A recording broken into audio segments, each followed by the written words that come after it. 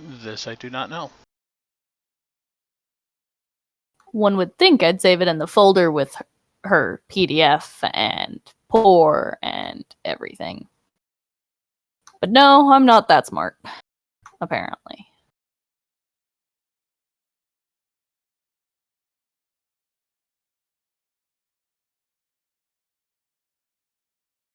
Alright, let's see if Craig rebels tonight.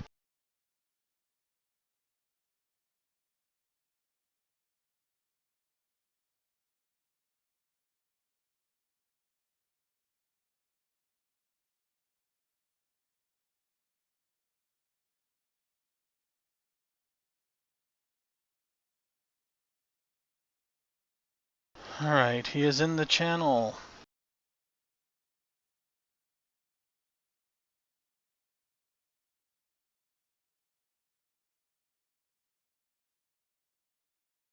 Apparently I'm literally blind tonight because it was in the folder I was looking in.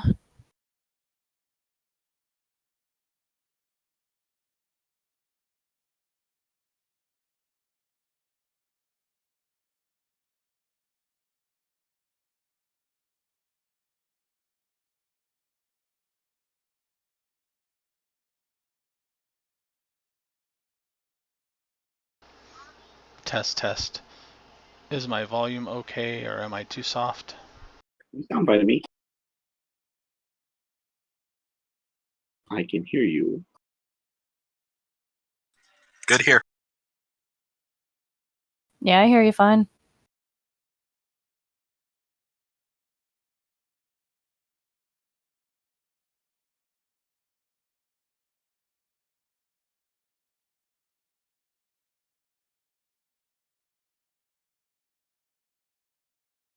Okay.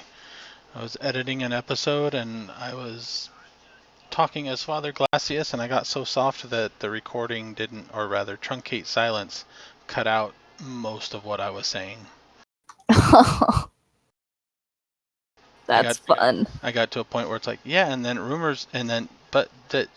I'm like, what the hell did I try to say there? Oh god.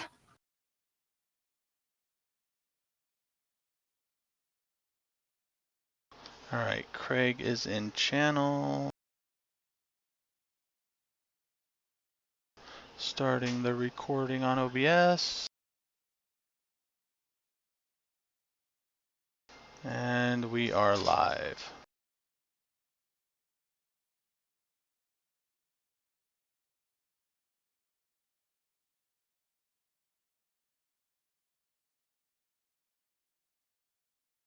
So last session, the notes I have is that you met with Harua,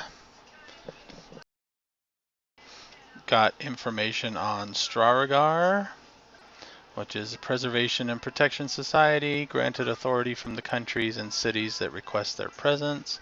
He is in charge of the local investigatory force here. I don't know if you were satisfied with the information you did get or did not get, but Well, that lasted for a little bit. And then Leon knew about a cave where he didn't come out and say it, but the reaction and the look of sadness on his face might indicate that he lost his brother there some time ago. Yep. And he was he agreed to take you there, so he met you. You guys drove towards a sports bar, towards the side of town. No, you guys were driving out towards the Desert War, so in the opposite direction. And then once out of town, you waited until you were pretty sure you weren't being followed and decided to turn and circle the town and go the other way. Yes, that sounds right. And after some time driving, you guys stopped out in the middle of nowhere for the most part. The air is moist and salty tasting. You are closer to the coast, to the Mediterranean here. And there were flashlights needed as you guys started walking somewhere where Leon was directing, and there was a cave there. And upon approaching the cave, there was the sound of growling on the inside, and then light blinded you. Or attempted to blind you. Didn't you mention it was like a lion? Yes, it does. You can. The light itself is emanating from the creature, so it's very hard to make out details. But by squinting and stuff like that, you can make out a feline shape. It does look lionish. And I think some of us had flare comp. Yeah, the flare comp doesn't seem to be Yeah. as what's the word, effective as it should be. Well, that's cool, because I have magical flare comp. Yes, everybody needs to roll me a willpower plus, in this case it would be intuition. Oh, good. It would help if I were on the table itself. I was like, oh wait, I should I load up the wasn't table. one tonight. Yes, it was me tonight.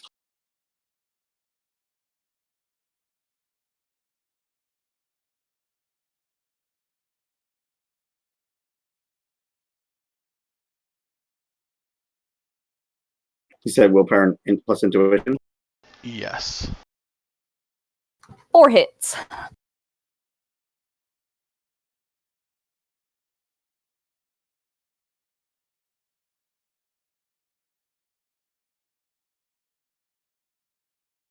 My whole one. That doesn't sound good.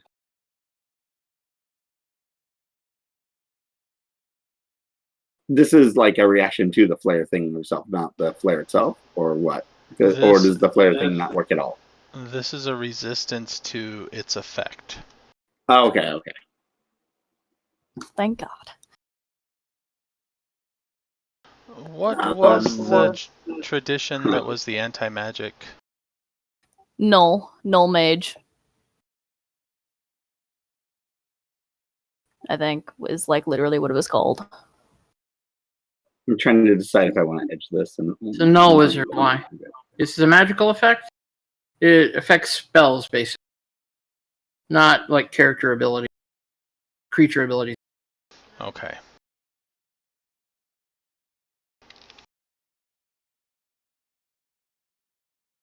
Basically, a form of spell resistance.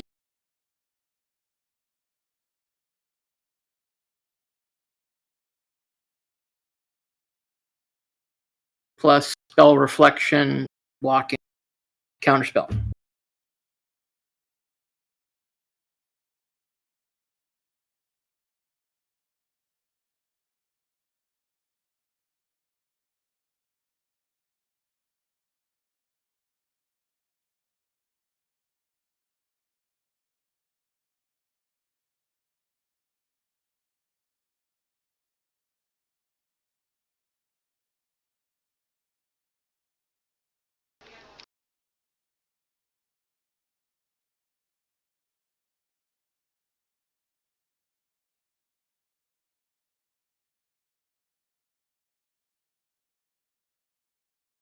Oh, I'm the one that rolled the 1, and everybody else got like 3 or 4. Oh, okay.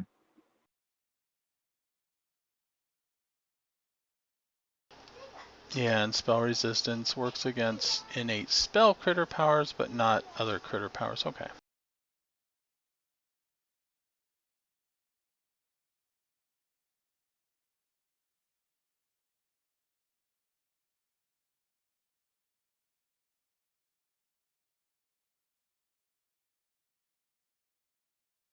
Okay, so what this is flare comp reduces this from a -6 to a -4, and everybody that got over 2 hits reduces it by 2 more. So everybody but Asura. Reduces what? The blindness, the negative penalty. Okay. Oh, okay. So it's just a straight -2 for flare comp and more than 2 hits, right? Yeah. Okay. Easy enough to deal with. So everybody's at -2. Asura will be at -4. Okay. And with that, roll initiative because it is going to jump. And I was in the lead. Because, yeah. Alright. Oh. Why do I never have time to inject Kami on the first pass? My initiative. I can't see my token. There's no tokens out. Drag one out. Oh, we're just gonna drag it out onto this map. Okay. I didn't know if you were gonna change to a map or to a different map or something. No, I mean I could place one, but then I'll wait for the echo. I could place one, but then it's hard for, if you guys place it, you know where it is to click on it.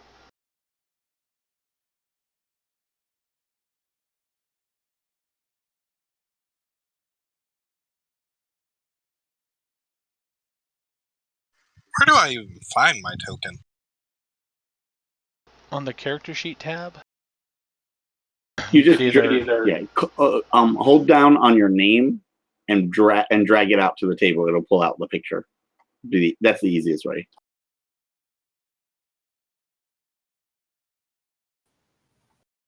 Okay, my sheet. I'm gonna go by my sheet and say that I have 3 edge left because I think that sounds right. We didn't do much last week.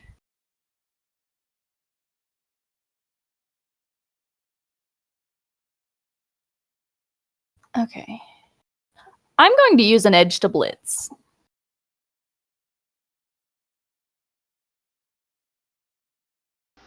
Well, looks like I never cleared the previous one.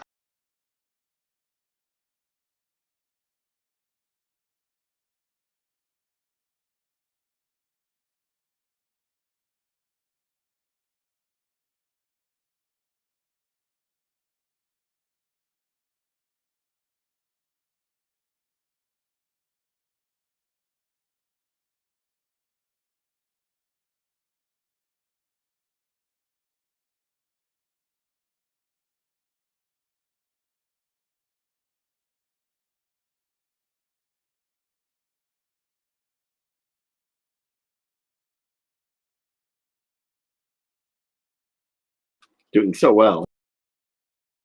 Can you add me to the initiative order, Joe? Yeah, I think I deleted it right as you rolled. I don't use the sheet much. Yay, I get 2 actions. It doesn't like much as far as magic or wear is concerned. Especially when you have both.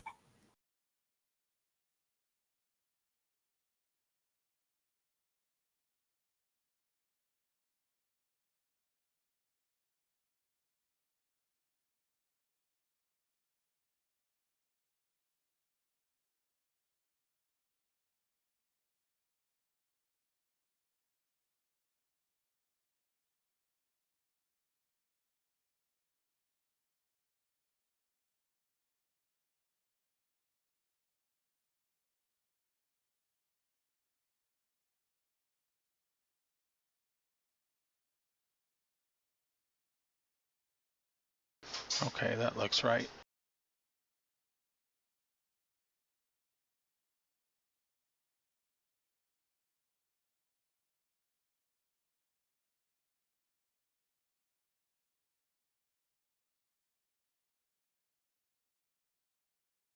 What is Marigold's edge? 4. Wait, this thing is big enough to have edge of its own?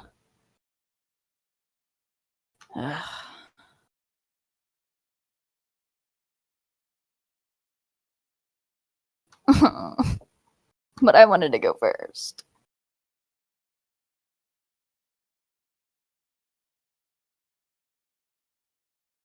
Alright. Marigold, you go first. It is coming Okay. out of the cave. The cave is probably... the entrance is probably about 4 meters away. It was dark beforehand when it came out of the... like a recess just on the inside, so it's maybe 5 meters away from you. Oh, that's easy. Okay. Give me one moment. I need to figure out what kind of action it is to deploy my whip because I didn't have it already. Oh, sweet. Wireless free action. Oh, thank God. Okay. I didn't take a perfect time, so I can't also hit the go button for my Kami. That's okay. Okay, so deploy whip. And, well, we're gonna try to take this fucker down. She'll, close the distance and...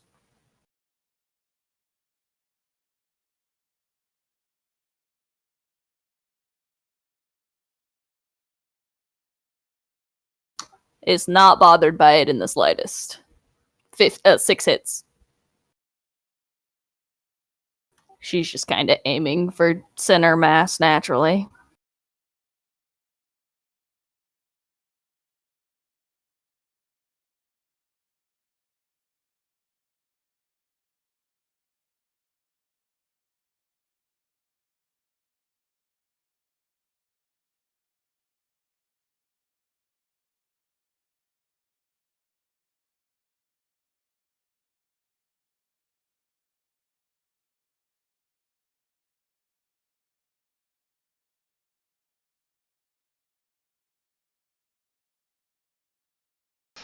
Alright, so it is about to leap at you.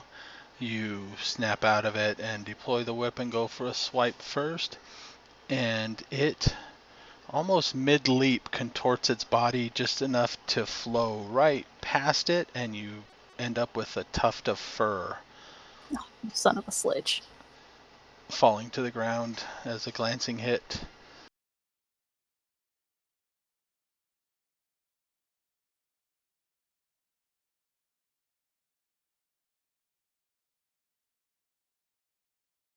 Well, that's me done.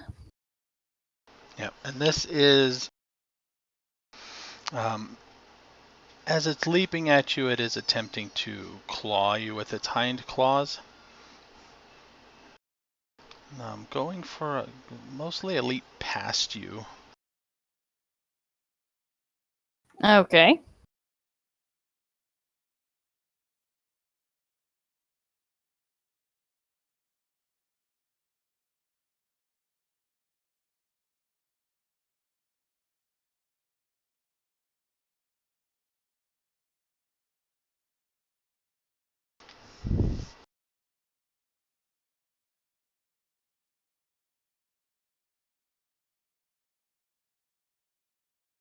Are you happy with that level of success?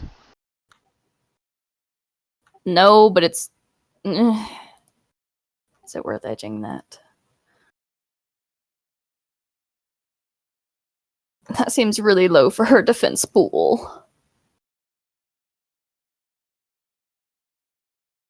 You know what? I'll full defense. I have the initiative. And I'll add my 11 dice on that.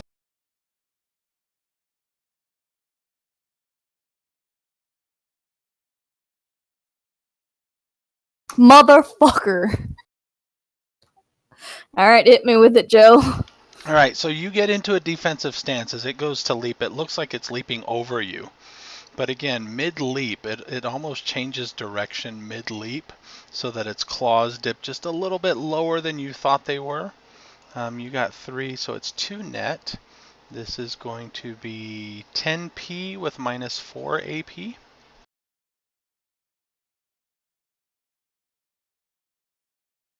Alrighty, let's see. Armor. You said minus 4? Yeah, minus 4 AP.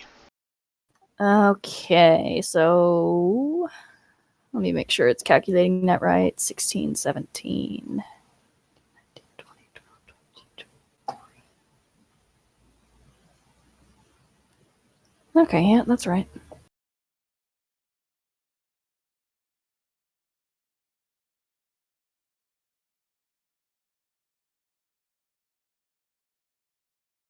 I take 3. Stun. Okay.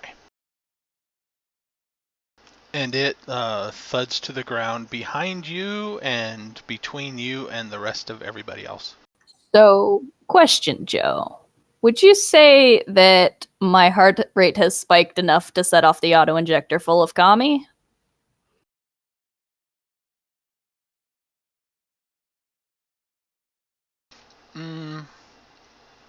adrenaline and all that. Okay, so it'll come into effect next turn. Just wondering, making sure. Or next pass, that is. Yeah, I think going full defense would accommodate that. All right. Adranus, you're up. You see this bright source of glowing magical light kind of float through the air, almost changing directions twice now before it landed again. Any situational modifiers I need to be aware of? Just the -2 blindness penalty to everything. Well, if I'm casting a spell on myself, would I have a penalty to find myself? Yeah, the blindness makes it a little harder to concentrate.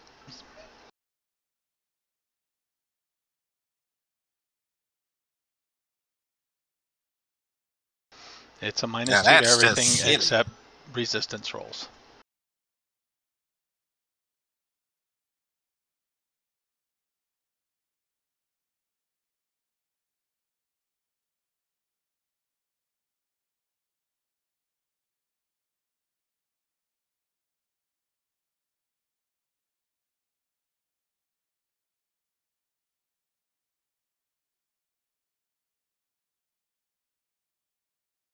That's just silly. Makes perfect sense to me. I know. I was just joking. Trying to find how many of these I have.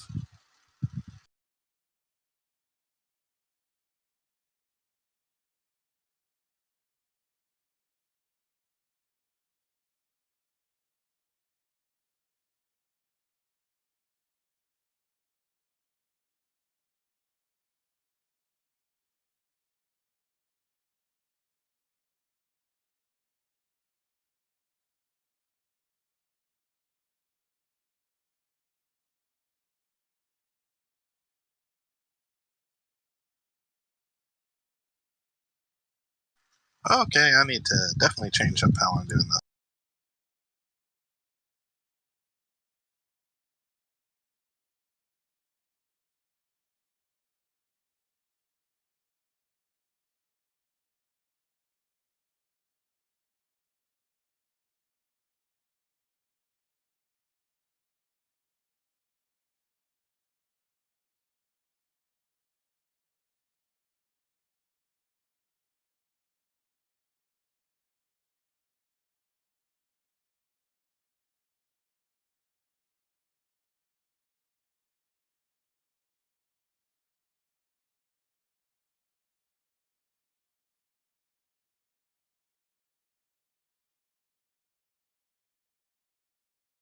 Hot dang, it worked.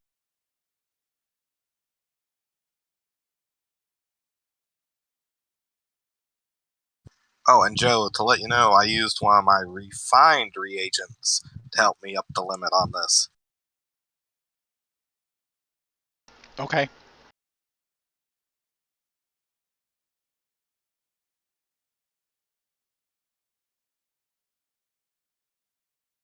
What were you casting? Increased reflexes and putting it into my sustaining focus. Okay. Does that change reaction or initiative in any way? Yeah, it's going to increase my initiative by 4, or it's going to increase my reaction, or my initiative by 4 plus 2 additional d6. So I'm going to roll the 2d6 and then add 4, and then that'll be my new initiative. Correct? Yes.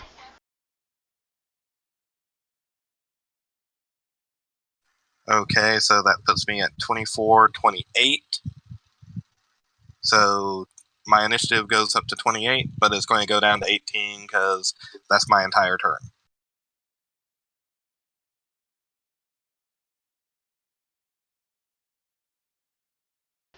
Elle, you are up. You haven't drawn a map or anything of our surroundings. Is there a place I can take cover? Not really, unless you want to go into the cave. It's pretty flat land here. There's a few rolling hills, very not tall at all. I mean, if you go Nothing on the prone, sides of the cave? Nothing on the sides of the cave? it kind of. If you're looking at the cave straight on, as if that echo is getting to me.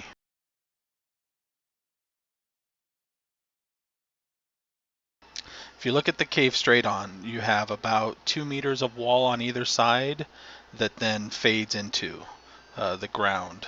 So the only real rise here is the cave. If you wanted to run around and get around behind the cave, you could.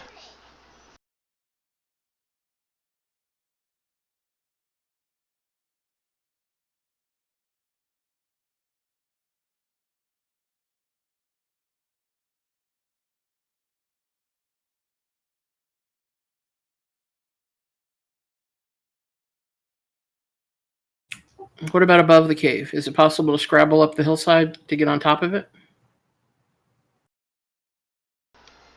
That would mostly involve going around it. Hold on.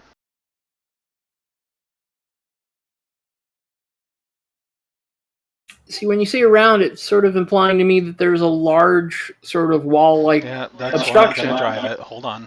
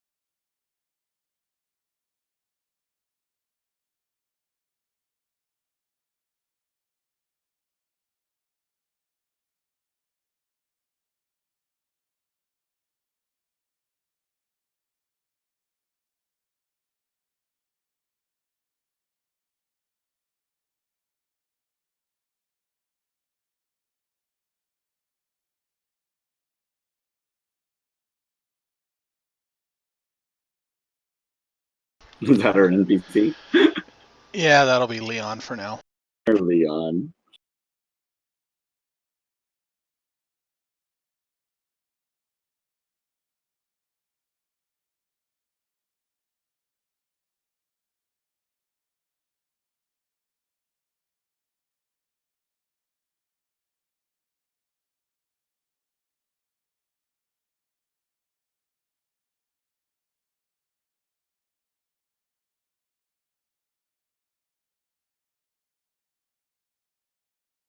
So you've got the cave. It sticks up about 3 meters high from the base to the top of just past the entrance. It sticks out about 2 meters on either side and then quickly slopes down to the ground. And as it goes back, it slopes down to the ground. So the highest point is probably right about there. So it goes in and down. So you're not looking at a mountain or a side of a cliff or anything. It's a hill in the middle of this mostly flat area that sticks up like 10 feet or so right where the entrance is and then goes down. So you could go around it. You could try to get to the side here, but that's not as, I guess, easy to climb.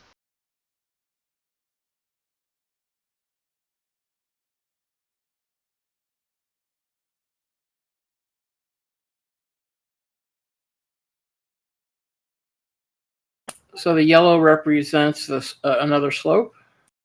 No, the yellow was something I was trying to draw before and it wasn't turning out right.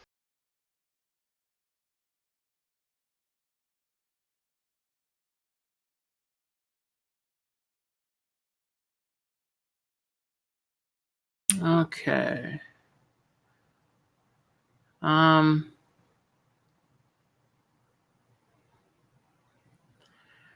think in that case, since there's no clear obstruction, I just want to back off slightly and be defensive. So full defense, I guess, would be the option. I just don't see any way to break line of sight easily with this thing.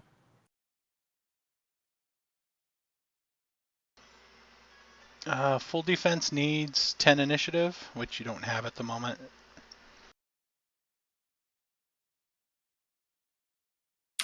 Wait, so people with low initiative scores can never go full defensive? Not unless you have 10 initiative.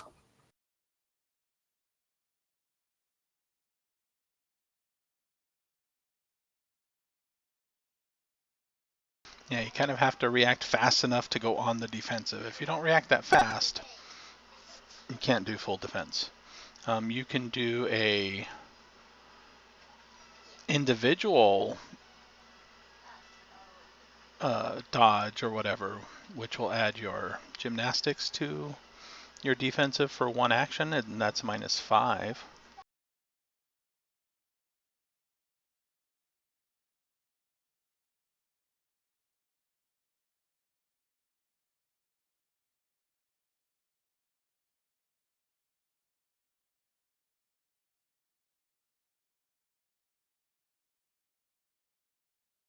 And the vehicle is parked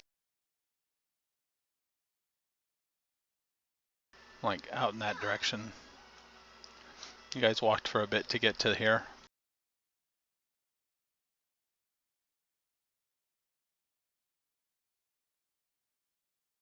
I guess that brings us to Asura. All right. Let's spread ourselves out a little bit at least, so that we're not. I don't know if this thing can hit multiples of us at the same time. Let's not test that theory. I'll go off to the side a little bit. Said it's mostly flat, right? Yes. Over there, trying not to be the closest target, but I will take a shot at it. Maybe reduce its defenses and stuff a little bit. And you said -4 for me, right? Yes. All right.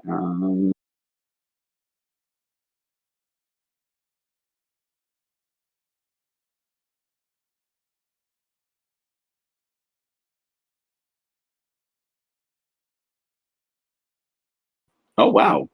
Oh, okay.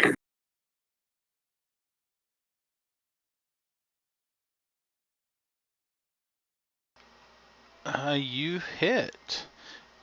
As you run over that way, it's watching you, or it seems to be anyway. It's hard to tell the features because it's a very bright source of light. And when your shot rings out, it does seem to try to contort its body a little bit, but doesn't seem to. Wow. Even half blind, I'm hitting the thing. Yes. Bitch. So that's 8p with no AP? Yeah.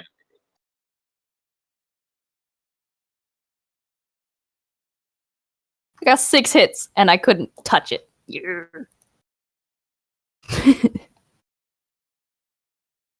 He might not take any damage though. Yeah. Who knows? No, it lets out this growl of pain.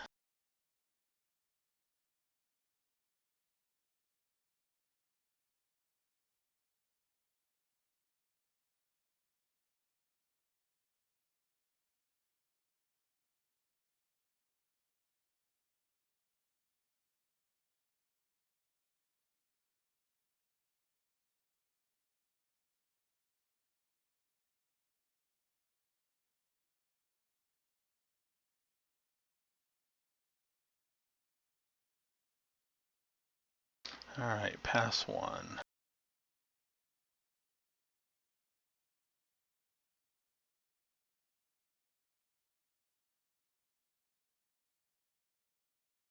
No, it goes first. No, Adranus goes first. Oh, right, he increases initiative. Sorry, I can't see the tracker because it's on the other page. Adranus, you are up.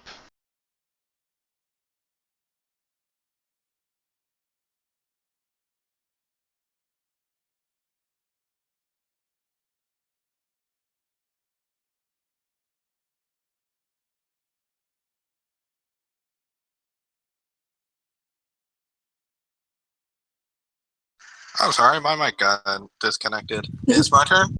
Yes, it is. Okay, and everybody's wonderful shots did absolutely squat to it, huh? I hit it and did damage. What do you can't don't do that now. I don't think so. Oh, wow. I forgot. So little faith. So little faith. No, I forget. It's not, it's not, Uh-huh. Jones, who, if we handed a gun to, would shoot himself in the foot. It's true, but that's not the point. Well, if this was Jones, you'd all be on the ground slipping on ice right now, so, but proceed now. I am going to attempt to sense this sucker and figure out what it is.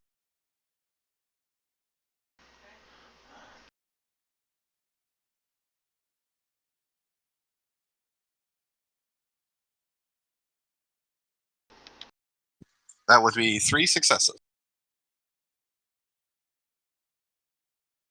Alright. On 3. It is healthy. Its emotional state is hungry and defensive. It is awakened. It does not have cyberware. The class of a magical subject.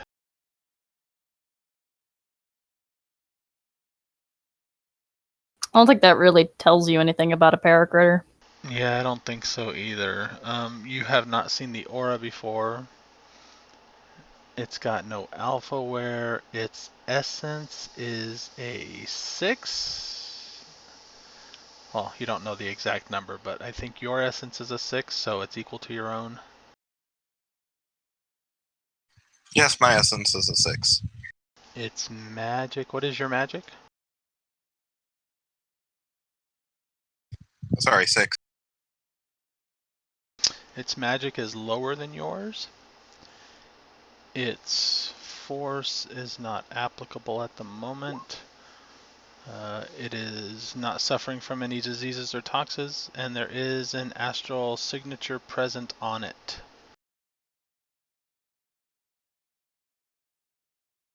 And that is what you get.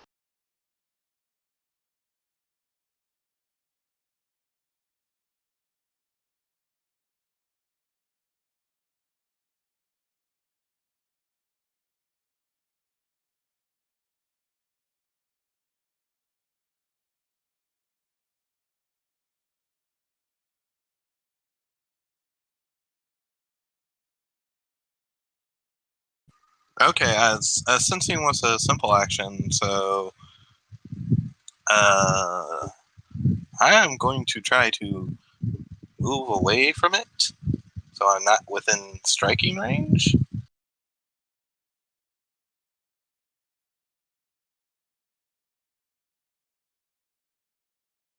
So basically, back over there, and is there anything else I can do?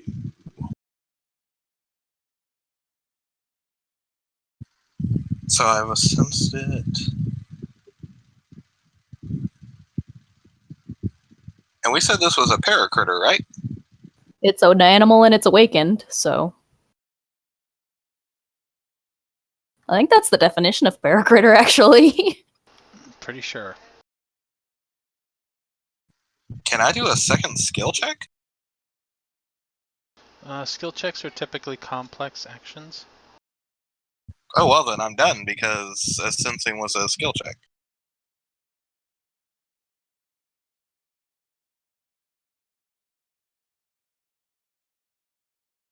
Yeah, unless it's a skill check that comes along with a reaction or another action, but a sensing, I believe, is a complex action also.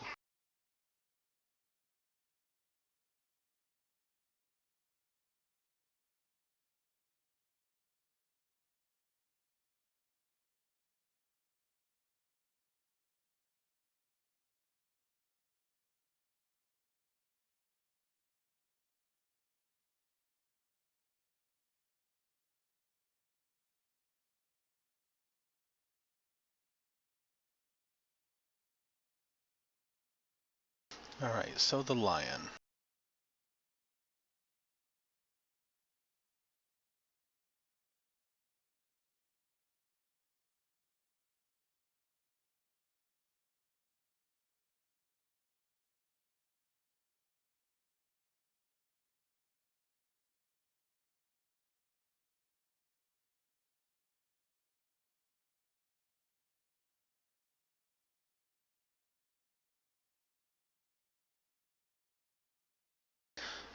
Tracking Asura as she was moving over to the side and then yelping out in pain from her shot.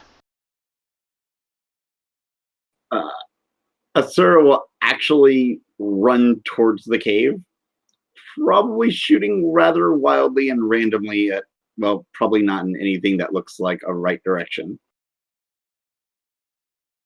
And going to be bolting for the cave. I'm not sure how much movement I have left. Right? I think I only moved a little bit. So This is the lion's turn. Yeah. okay. Well, yeah, I don't know what else what she could do. She's probably just looking around then, freaked out at the moment.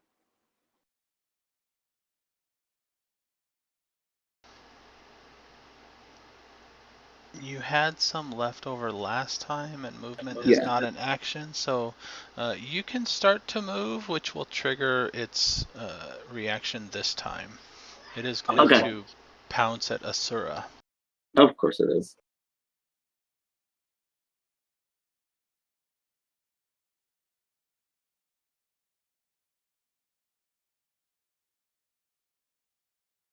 I believe it's a -5.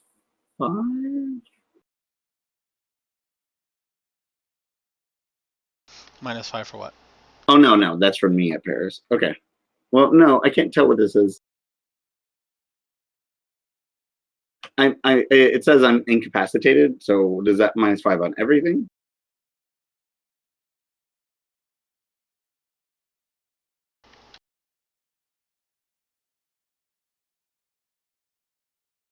How are you incapacitated? The fun.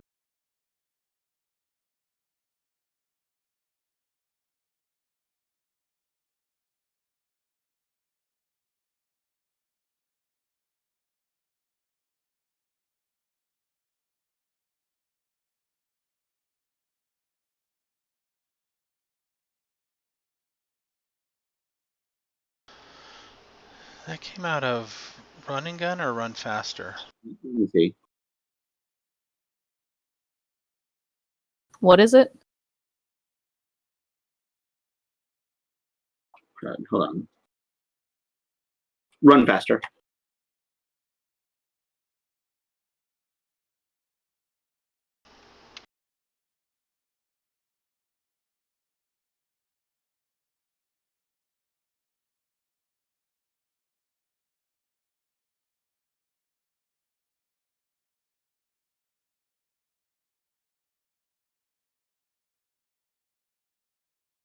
Alright, so you're unable to perform any useful action, may instead perform physical actions relating... Yeah. 2 for that. combat turns. It says I'm incapacitated, right? Yeah. What is that for exactly, though? Like, I don't know when I get those negatives. Is it just when I'm attacking? But if I'm attacking, You're not able to attack. You're not able to perform any Right. useful action during this. So is that even on defense rolls? Would I get a -5 then? That's what I'm asking? I'd say you're unable to defend too, but But then I'm asking what the -5 is there for. If I can't make a useful action, then that that's negative not a is there for -5. something. That's a duration. 5 minus the hits you get is how long you're incapacitated. Oh, okay. Oh, so what does incapacitated mean? Wait, what is this? Flashbacks. Flashback. Oh, flashback sucks when it triggers. I'm having a flashback. Yeah, I'd say you're unable to defend too because you're lost in the flashback. Okay. Oh, so this thing is really going to really hurt me badly.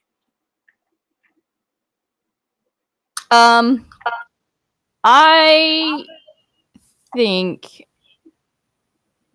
Let's see, that's Asura. I'm trying to think. Marigold's going to protect the principal. If she realizes that, like, is it obvious that Asura has frozen and is not defending herself? I think so, yeah. Marigold's going to spin that edge and protect the principal. Aw, And hope she doesn't bleed on her. you're so nice. Because this is going to hurt. That hurt bad. It is. But I could probably have a better chance of taking it than Asura does.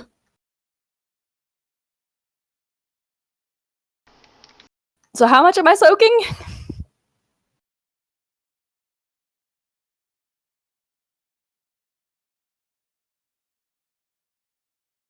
Thank God the commies about to kick in.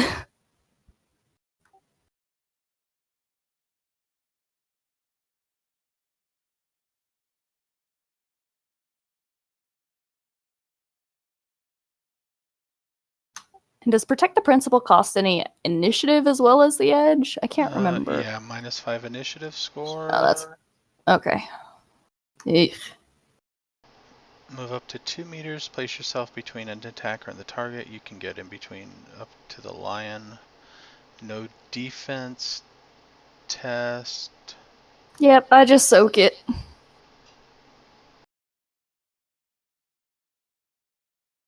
This is gonna hurt. Yeah, the question is, does this affect the damage that they would be taking? That's Yeah. the question. Oh wait, what? Since you don't get a defense test, you don't get to reduce the hits. Exactly.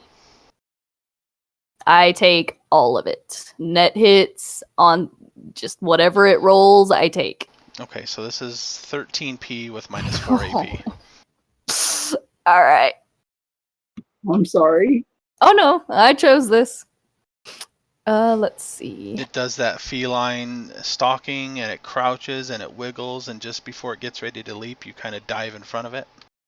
Yep.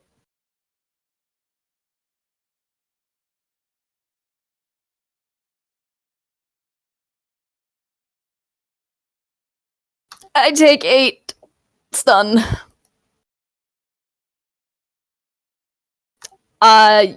You know what, actually, I'm going to edge that because that would put me unconscious. This is my last edge. This is going well.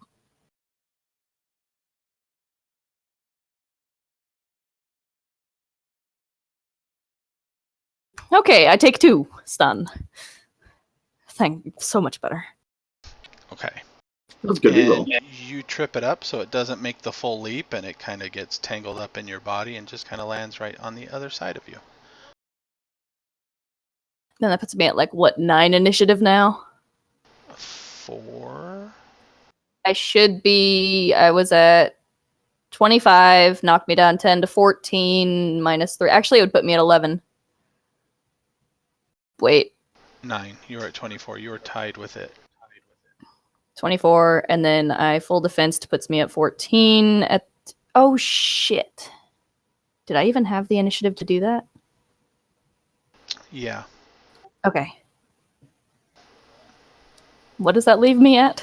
Actually, wait a minute. No, you don't. No! Oh, is it gonna hit me instead? Yeah, because this is second pass. You have 4, not 5. Shit. That's okay. Scaly, prepare to die. If I'd had a free action last turn, I'd have Okay. adrenaline boosted. I still have edge. I will survive this. It's just going to hurt a lot. I'm sorry. All right, so I have to soak that damage then. Is what So you're yeah, saying. you have to soak that damage. I will soak this damage. All right. All right. 13p minus 4 AP. Oh, here we go. Let's see. Can I pre-edge this? And this is for unaware. I'm going to say this is for any unaware situations. You can spend a point of edge to get a defense roll. Oh. I think that's a thing. Yeah. I mean, generally, it doesn't specify the unaware situations. And incapacitated, I'm going to say you don't get your defense because you were unaware, lost in the flashback, but you can do this too. So if I spend an edge, I can get a defense roll, but just a flat roll. Yeah. Or you can burn an edge, 4 net hits. I don't know if it's that serious, though. Well, here's the thing. My defense roll sucks terribly. I might be better off just rolling edge on the soak than I am than spending one to dodge. Okay. Yeah, I think I'm going to do that. So I'll roll the edge on the soak. So 16. And amend the damage from 13 to 11p. I added wrong. 11p minus 4 AP. All right. So minus 4, so it's going to be 12. Okay.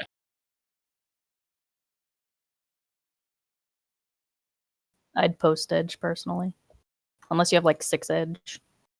No, I have 3. I still think mathematically you're better off post edging, but I'm not 100% sure. Nah, it's fine. I'm used to pre-edging.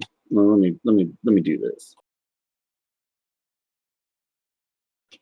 10. All right, you take 1. Boom. What is your physical limit? That is a good question. More than one? Where's my limits? My brain isn't working right now. Oh, 3. Okay, so the hits it got on the attack plus its strength or body rather are higher. It knocks you to the ground. Okay, so it'll knock me down. Okay. Yeah. This lion is now on top of Asura. Not for long. And Marigold, you're up. Awesome. Okay. And that was stunned then, right? How much armor do you have? With the minus 4. Let's see. I roll 16, I guess. So minus 4 would be 12. How much of that is armor, and how much is how much armor do you have?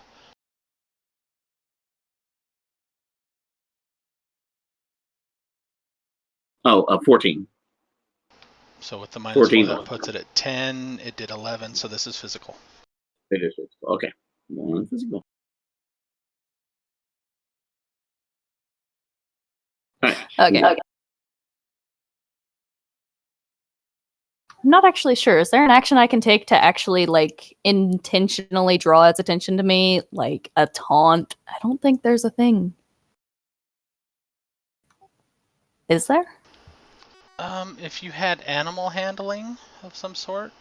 I got high charisma. But I got nothing to do with animals, no. Okay. I'm just trying to antagonize it and get it to attach, get it to focus on me and off of our fucking mage.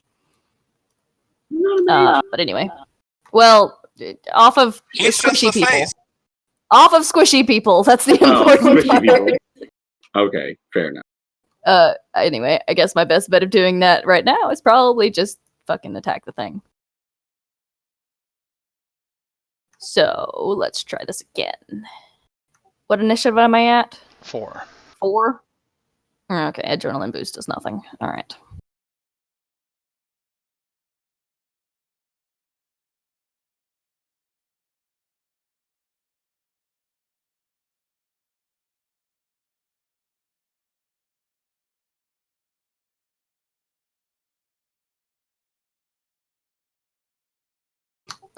Four hits to just slash at the thing with my whip.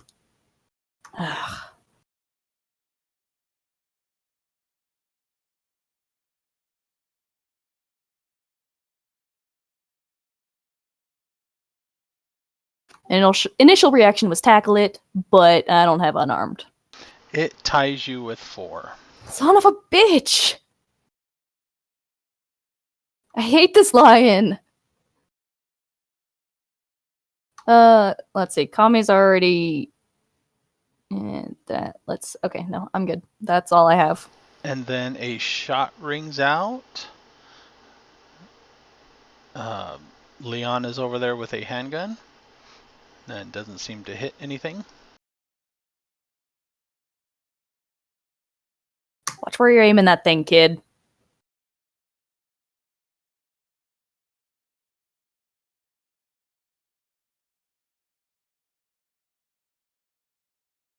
And that brings us to third pass. Adranus, you're up.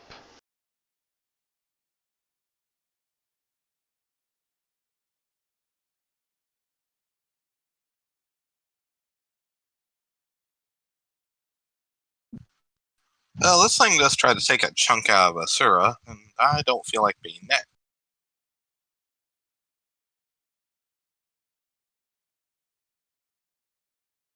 It is magically active. You said it was magically active, right? Is it dual perceiving? Dual natured. Dual natured. Thank you. See, you a sense state you're perceiving. It does seem to be dual natured.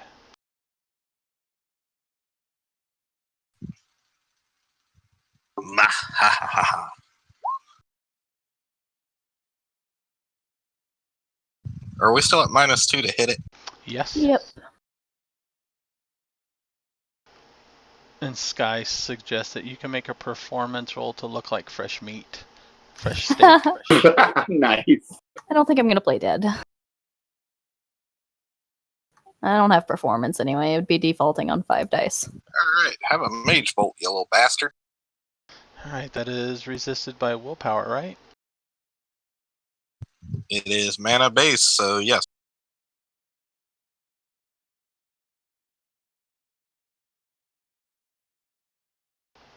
Alright, it lets out... I'm sorry, no, I'm sorry, it's resisted by body because it's physical. I thought it was mana. Oh, mage bolt. Yeah. That changes things. Hold on.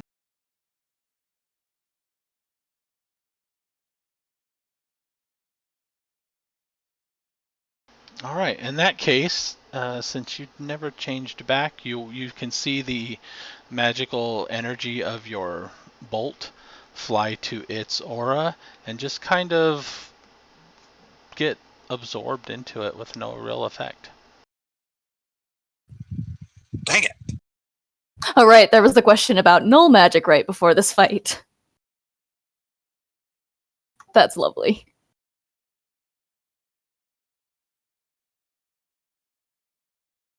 However, it is aware of that, and it turns. Woo! Attention off me. No, it's dragging you by like the ankle, and it's Oh, is that what it's like, gonna do? I have claws. I can still claw you, twit. While chewing on him. Give me a perception check for Adranus with the -2. Is this visual or Visual, audio? yes.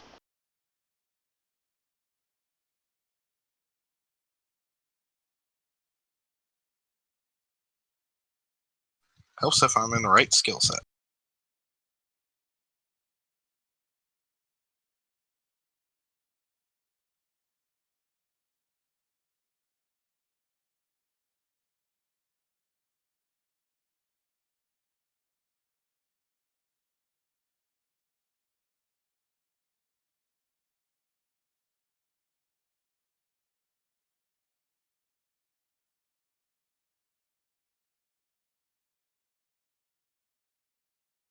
Okay.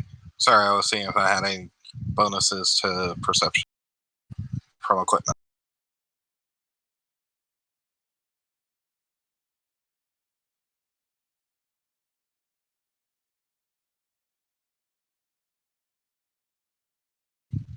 What in the name of Zeus?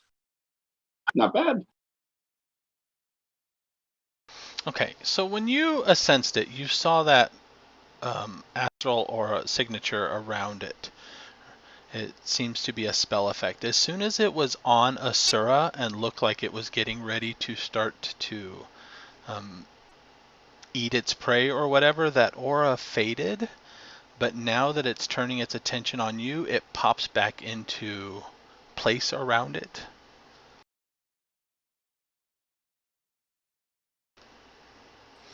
Yeah, this thing's about to get introduced to a lot of bullets. And it is going to take a leap at you. Hold on, let me count distances here. Because it has moved around a bit here. Yes. It is not going to leap at you. Instead, it crouches and kind of does that wiggle, and it's going to roar. No.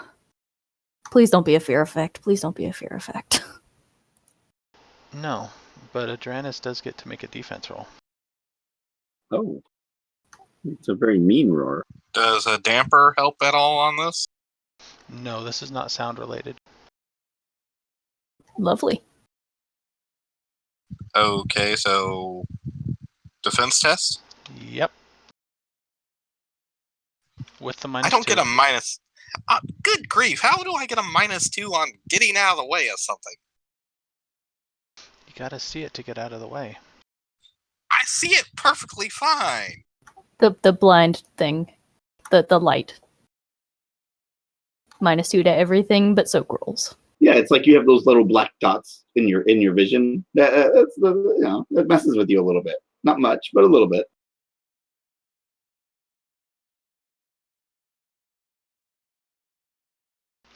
All right.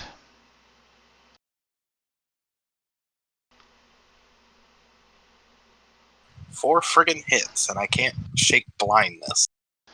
So when it roars, Marigold, you're off to the side. You see this bright flash of light that kind of emanates from it and projects outward towards Adranus. As Adranus, you are hit with 4 net hits. You get to make an armor resistance roll, which is 9p minus 8 AP. Oh shit. Sorry, minus its magic. Minus 5 AP. Well, that's better.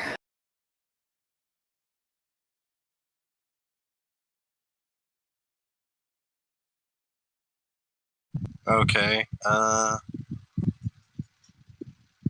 4 successes out of 14 dice. About average. You can buy that number of successes anyway. Yeah, I know. So slightly less I'm than just- average. I'm just trying to figure out whether or not I want to spend edge now. You know what? I'm gonna spend edge.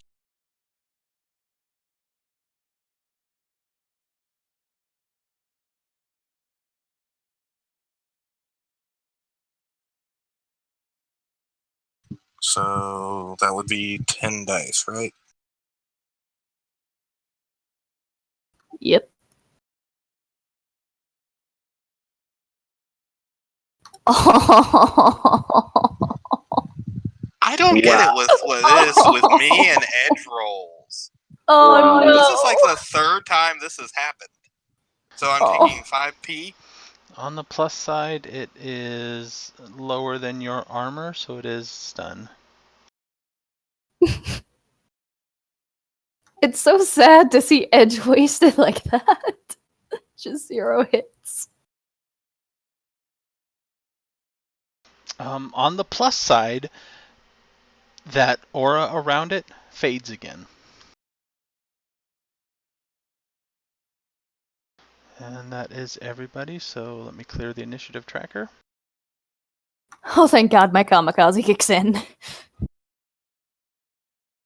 All right, new turn.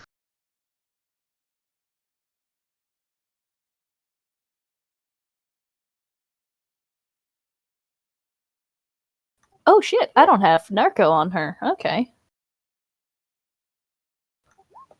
Can I tell him what I'm doing this entire turn then? Well, yeah, right now you're kind of pinned under a lion that's... Oh, no, I know, but I'm screaming stuff. Yeah, go for it. Yeah.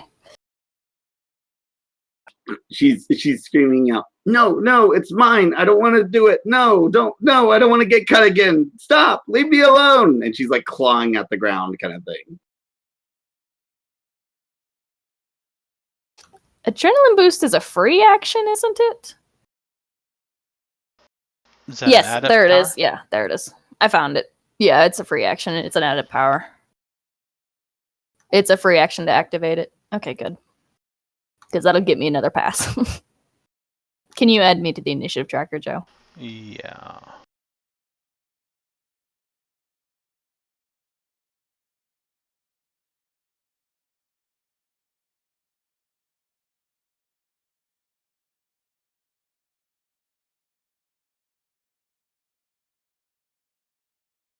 Oh, I forgot Leon.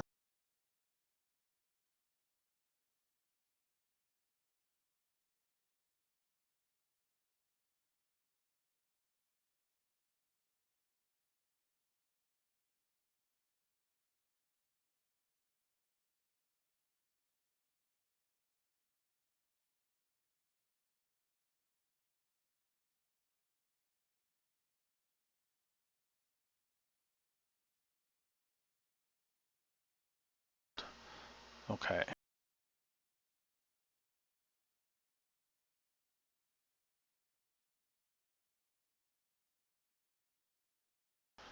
Adranus, you go first.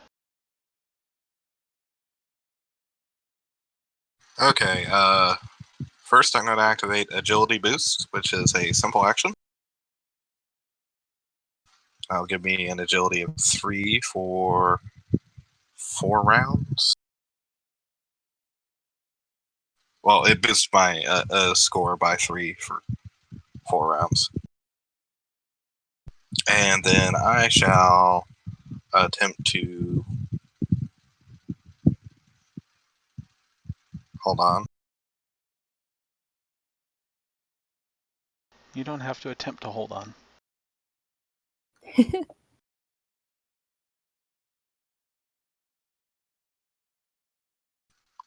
So this is a new pass, right? So our movement is reset. Yep.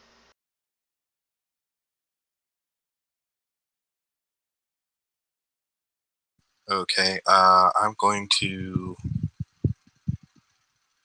quick draw my Remington, or attempt to, so that I can shoot this round.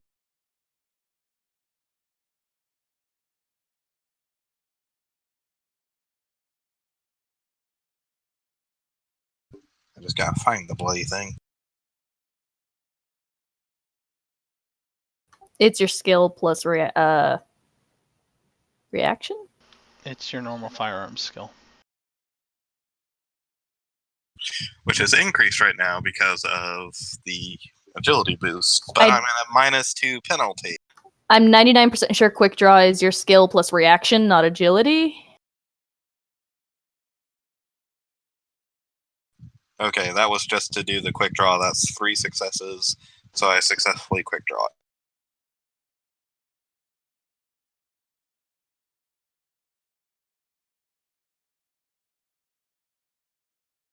And this will be the attack.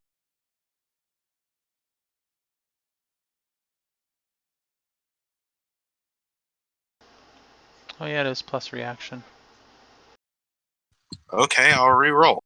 No, go ahead, keep it. Just proceed. For the future. I shot it. I got 4 successes. Alright.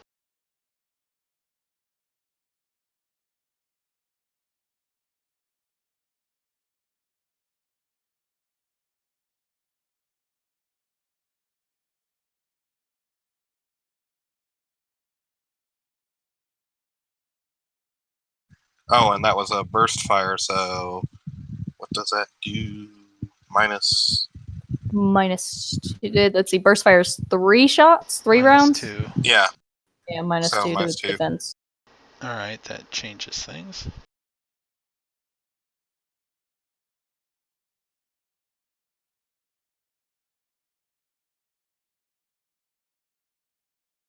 It is going to spend a point of edge.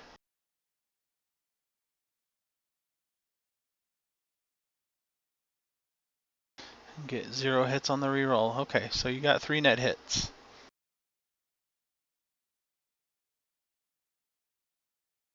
Okay, so my damage would be 10p minus 1 AP.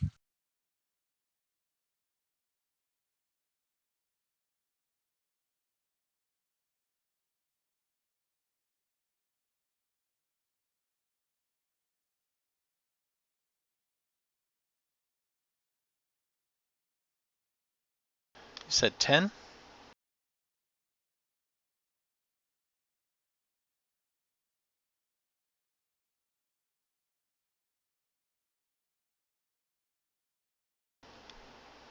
Did I hear that right? 10p?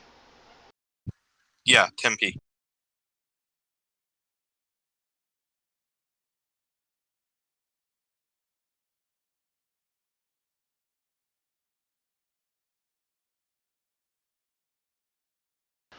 Alright, it was firing its magical heat light beam at you. Looked like it was getting ready to pounce at you this time, but your shot, how do you kill it? Describe this.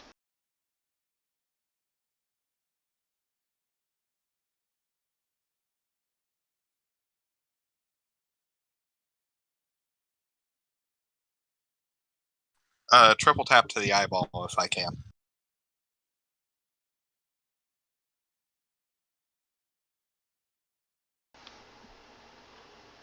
I did not Give like us that a beam of light. realistic description of how you kill this.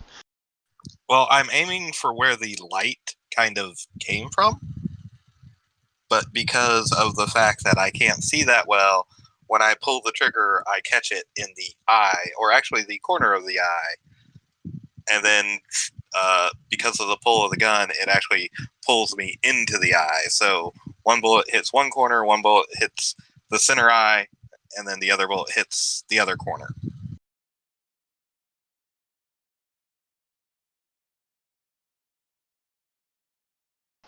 Okay. It slumps to the ground. And as it's laying there, the light slowly dims until there is no more light. And you see what looks like a lion that has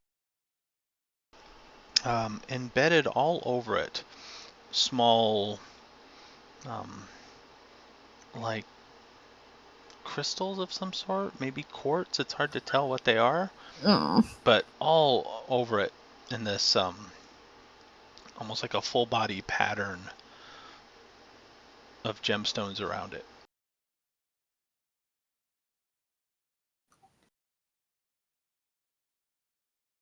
Oh, I hope that's not what I think it is.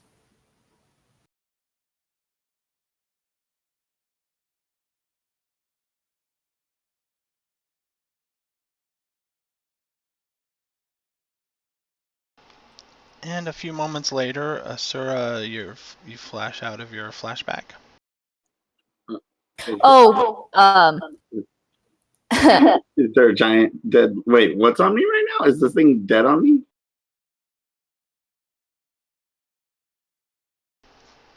Yeah, I think it's still lying on you dead now.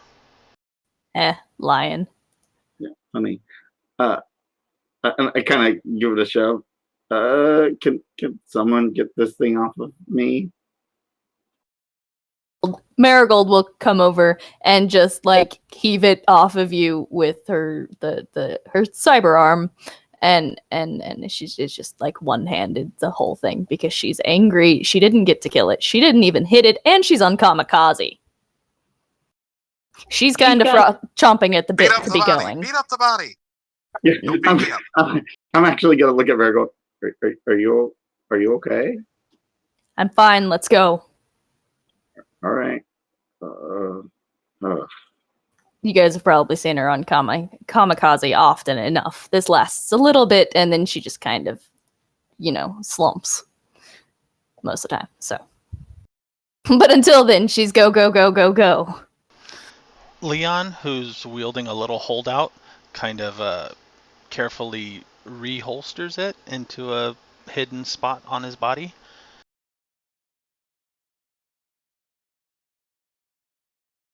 I have never seen one of those before.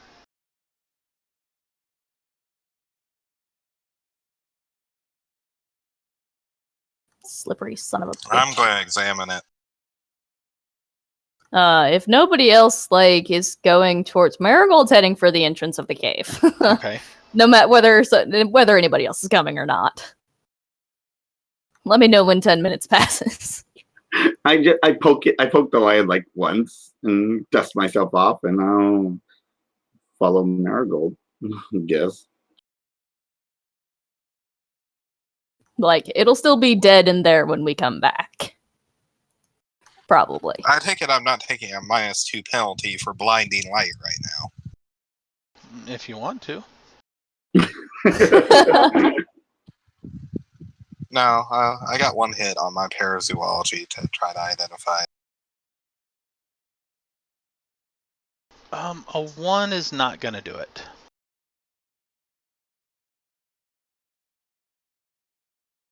This is probably like nothing you've heard of before.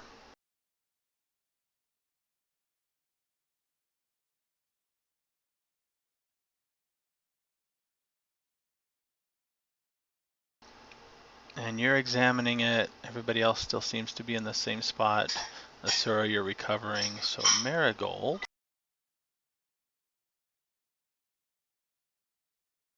Yes. We'll wait till the phone stops ringing again. Ah.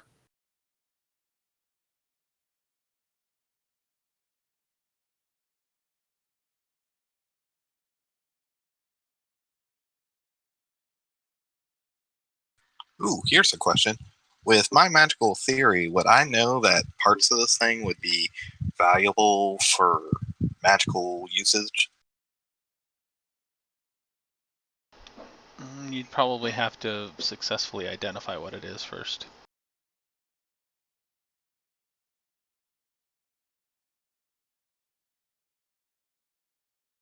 Very well. I will take a photo and then follow Marigold.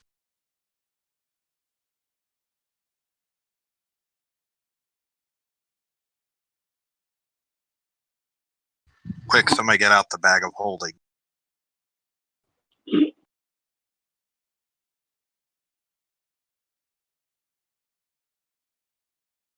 What color were those crystals on the lion? Just curious. I think he said quartz-like. Yeah, the kind of like a whitish, yellowish blend. Aww.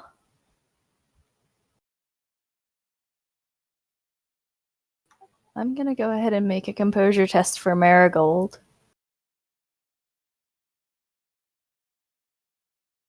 See how well she holds back the Kami rage. Oh, good. 4 hits. Okay. Okay, those are fucking adorable. And how do they react when she approaches? And how big are they? Size is listed. Oh yeah. Oh my god. Their reaction is kind of neutral. Not fleeing in terror, but not like, hey, it's a friend type thing. They're sitting there making the noise. Marigold's going to feel horrible once the Kami wears off. Oh. Is she gonna attack him? No. She made 4 hits on her composure. She's not going to attack them. Because just look at them, they're so adorable. I want to take one home. She probably actually does, even through the commie. Because think of what you could do with that thing, and how much of a bitch it was to fight. So, Leon is probably the next one in.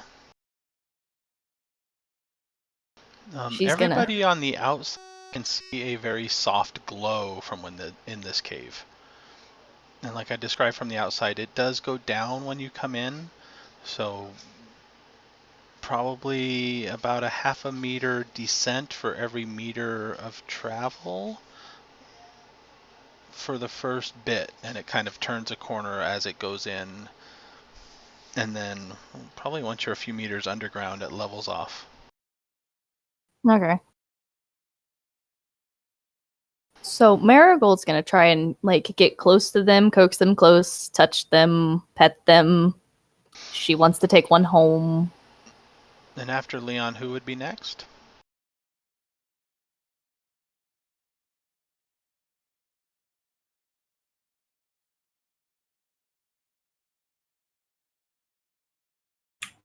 We trying to go through the cave? That's where Leon went. Yeah, following that. The whole thing is you guys wanted to get to the tunnels underground, and he knew a cave that connected that he thought. Take out my gun with the flashlight on it and head after Leon.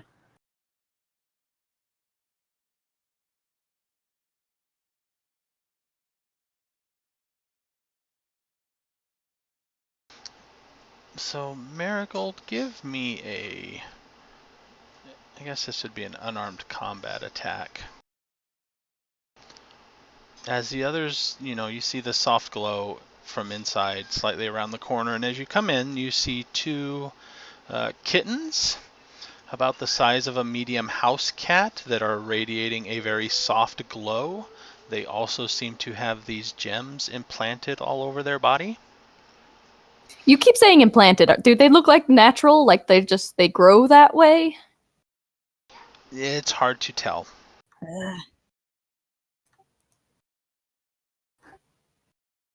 Okay.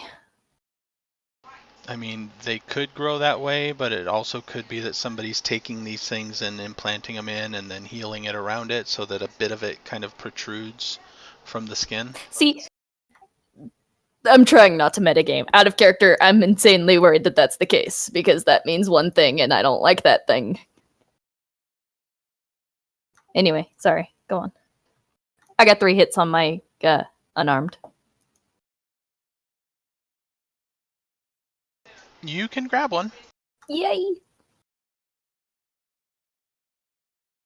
It's basically crying as you pick it up, but No. it's been crying the whole time for the most part. That actually doesn't tug at her heartstrings as much as it would normally. Thank the commie. But she does try and quiet it. Gently. She's gentle. She's kind of pushing back the rage of the commie. But, like, take this thing home, and if you can train it, then that would be, like, yes.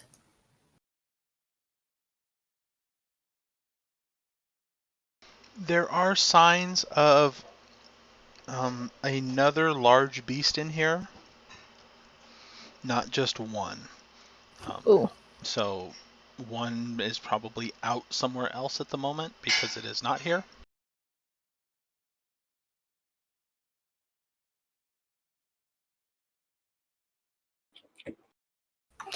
Okay.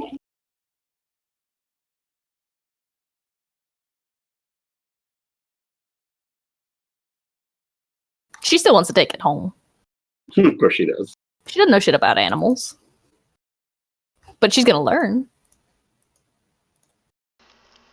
Leon, Make a weapon out of this thing. Leon kind of looks at it curiously, but not covetously or anything. He does not really want one. He kind of skirts around the outer edge. And this is the way. This is the way. Marigold's gonna carry it with her. wonder if I could get the other one to come with too.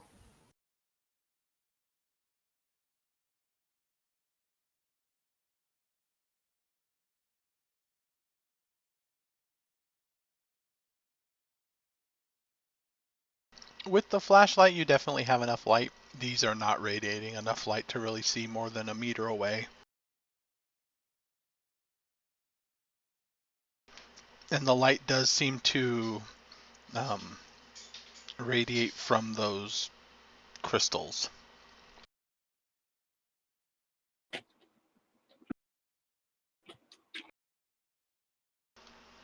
And Leon, he takes you down a ways. For the most part, there's not much else in here. Occasionally you do find a few dead animal carcasses that may have been lunch at one point. The smell quickly fades from animal den, though, to uninhabited cave. And he leads you probably about an hour before you find the underground lake that he mentioned. At which point yes, I remember the way now. On the other side, this way. And he backtracks slightly and takes a different fork. And you soon come to a cave. A cave-in.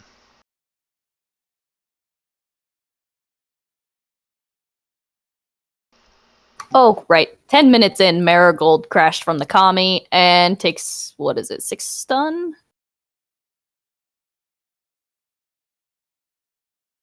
Yeah, she's looking rough.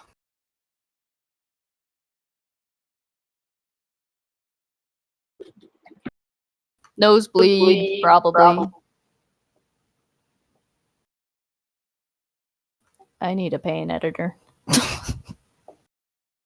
They're so much fun. I'm at 9 stun. Ooh. And my stun track is now 10 because of the crash from Kami. Although, wait, that crash effect is actually faded. Because it's like for the duration, I think.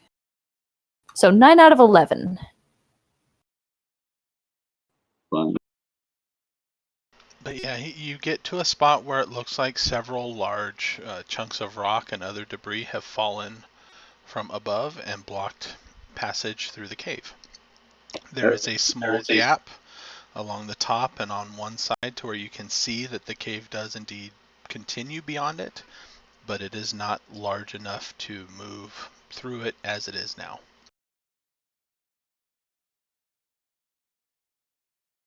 Marigold, you sit down. Start taking a look at what we can clear without causing any kind of further cave-in. I'm fine. I'm fine. You're not fine. We could Rest.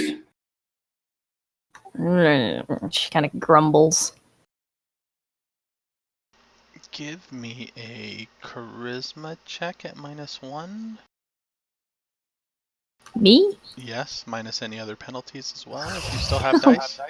Oh god, wound penalties. Okay, 6 charisma, -1.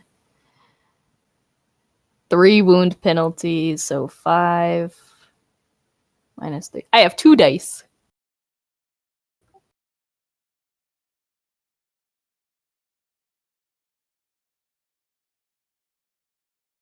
I got a hit! Alright, you managed to shut the cat up finally. It seems to be content to be carried along. Ooh, I'm gonna check my. Do I have any jerky I carry with me? I mean, I'm gonna feed yeah, I'm gonna feed it. How else do you make an animal like you? it. Right, She probably carries a jerky or something like that. Among the others, does anybody have any type of knowledge of digging or anything that would relate spelunking?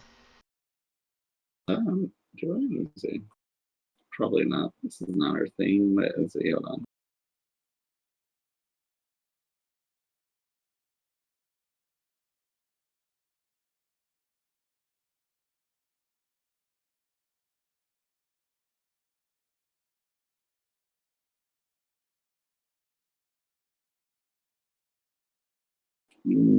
No.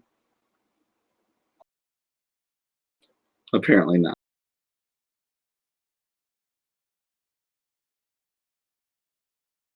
So this is No, going to be done. not either.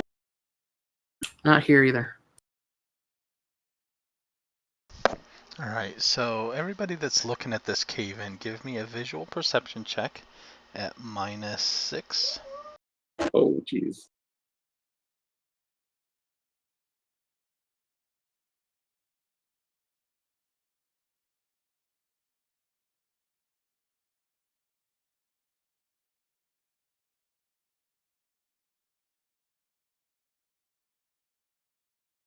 Ha! Hold 0.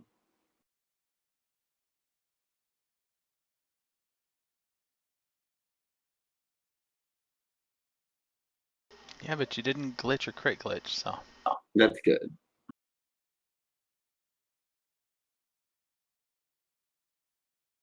What? Am I the only one? No one else is doing it? Apparently, it's just me. Ah, there we go. There's Al. Also with a 0. Oh, wait. Oh, Al didn't have any dice left.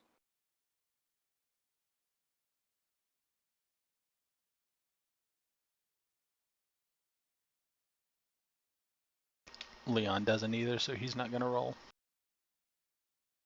Does the Dranis have any dice after the -6?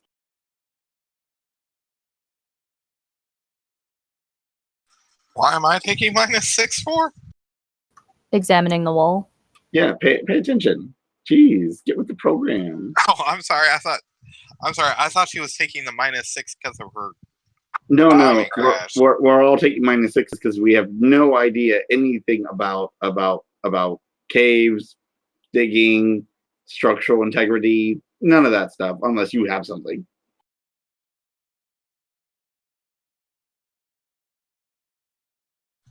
Let me double check, but I don't think so.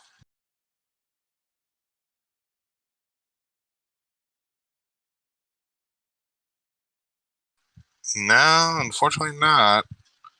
I know art. Nope, so that's why -6 on the visual perception. What? I can't artistically make a pretty hole? This is just the perception test.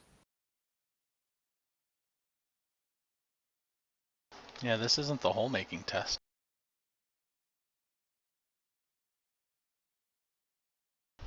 Alright. So you can spend some time trying to clear this out. It is. Wait, I didn't think we'd gotten that far yet. You wanted to look to see what you could clear, right? Right, but not clear yet. I just wanted to see if there were any obvious things we could clear away without obvious. That's not like holding something up, right?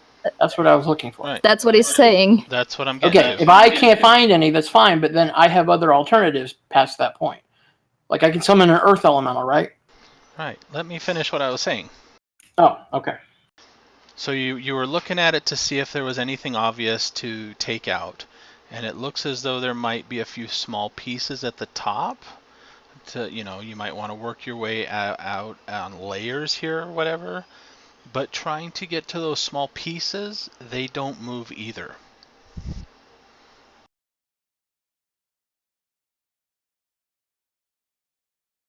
Okay, that's a bit odd.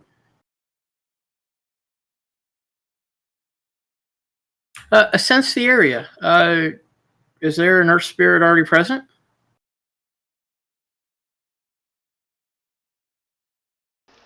No.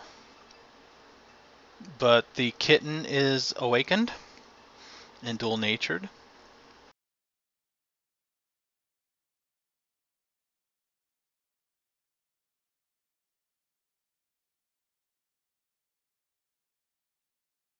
Is this fake or something? I mean, is it crumble like it should? You know, like the other rocks in the area, or does it look like it's like a facade made of concrete or something? What are you attempting to do to test that? I don't know. Take my gun and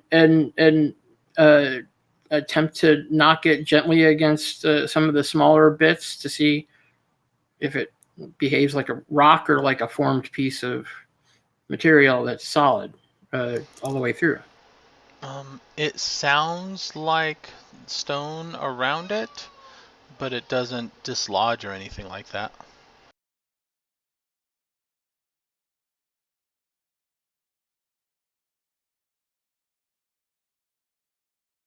That's weird. We can't move debris, and it's behaving like it's a mass.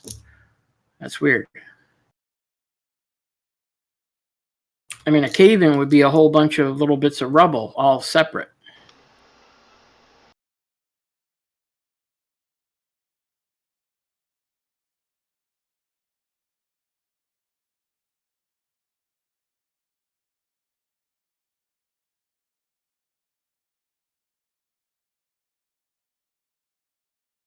Anybody got a grenade?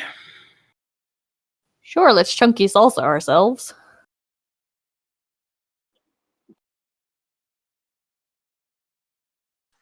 Well, you're saying the earth elemental option and a good one?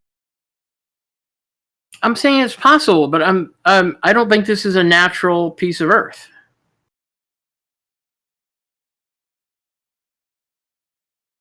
Okay, how much actual earth is there? Let's just say that is not actually a part of the wall. Like, you're saying this is a cave-in, so there'd be overflow. There'd be earth sort of flowing out, correct? Yeah, it'd be like a big pile of rubble, right? You'd be able to pick up a big chunk of stone right now, and you'd be able to toss it over to the side. We can't pick anything up off of this piece of cave-in. It's all one mass. Is that correct, Joe? So far, L's the only one that's investigated it, so what L's telling you is what L's telling you.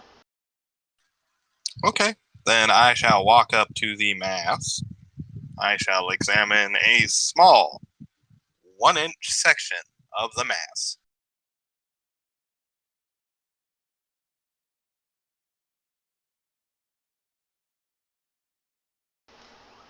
To what extent here? What are you doing? If you're just looking at it, it looks like a cave-in. No, I'm looking at to see what it's made of. Are we talking about a rock, sand, clay, mud, It dirt, looks like the rock from shale, the surrounding area rock. here. Okay, so it's a piece of rock. I am examining a 1-inch piece of this rock. Straight up rock, right? That's what it seems to be. Alright, that sounds excellent. I am going to take out the foci, and I shall cast Manipulate Earth on this 1-inch section, not the whole friggin' wall. And I will separate it from the rest of the mass. Why are you talking like that? That's annoying. Because I got a feeling that if I'm not very, very specific, the mass is going to land on me. I thought you turned into Will Shatner for a bit there. Yeah. So we were confused.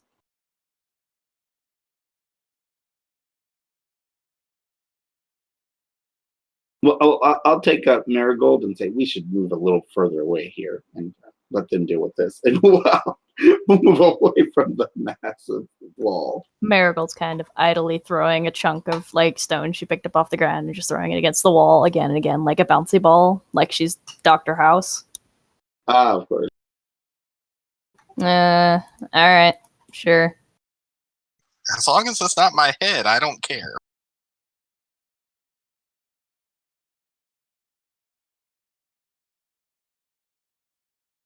She'll just kind of chunk the piece of stone she picked up at the wall of rubble just as she, I guess, moves further away.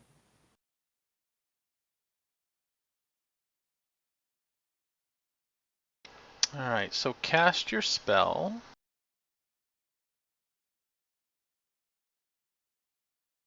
Yeah, well, I actually never took Manipulate Earth. I thought I had. Its shape element is the spell you get from having the trowel. Yeah, what's the force? It's force 1, right? Yes.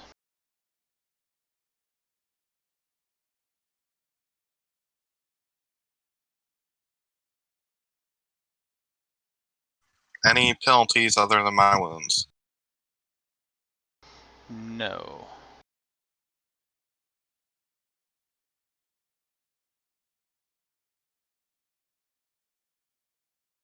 Two successes to separate a 1-inch square piece of mass from the stone.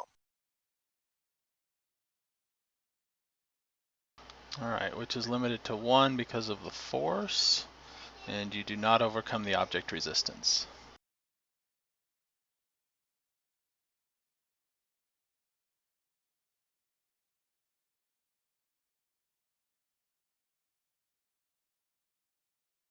Elle shrugs and says, "I told you so."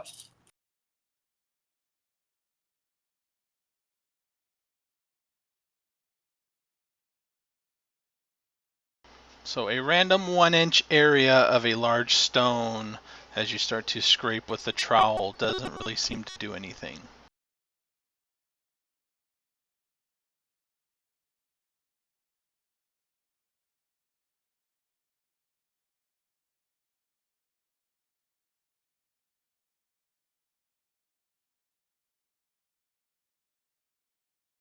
Hey, could you try something for me with that? Sure. Move out along the wall, away from the cave-in, and try a few more times. Every, I don't know, 3 or 4 feet. Okay. Joe, do I need to worry about drain? Yes.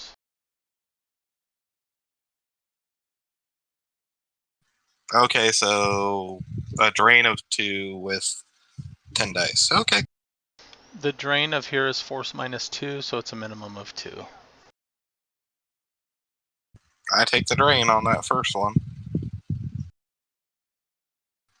Okay, that's 4 successes as I move down the wall as Elle has requested. Again, only trying to take a simple 1-inch square piece. I'm not even trying to go for the full meter that I know I can move. Well, you affect a meter. Let's see here.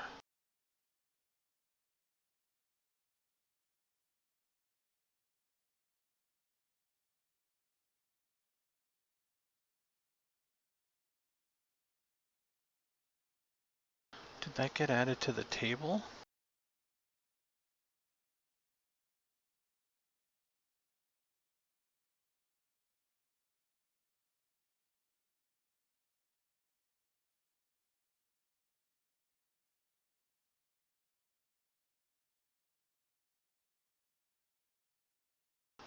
My notes on the stupid trowel are not in the Google Doc.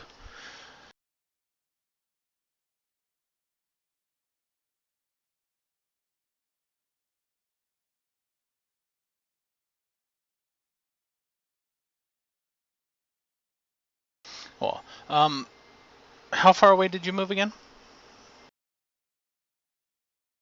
Elle requested I move how far? A meter or two, away from the cave-in, and then again a little bit further away. I mean, you can do your own judgment for that.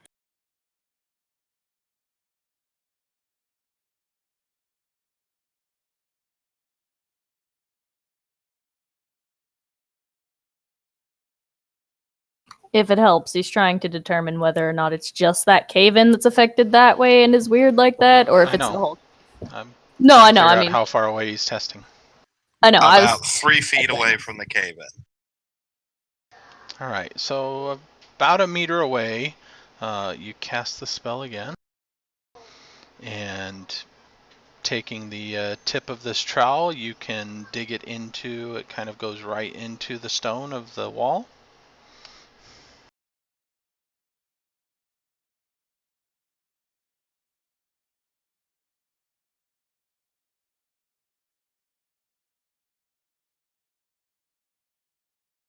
Okay, we're clearly dealing with an artificial blockage here. Anybody have any options other than a grenade? I'm going to sense the blockage. It's probably like plasticrete or something like that. I mean, I looked at it already and I didn't see anything that stood out as magical. So I'm kind of assuming it's just some sort of, concrete variety. Yeah, sensing, you get a normal reading for the area.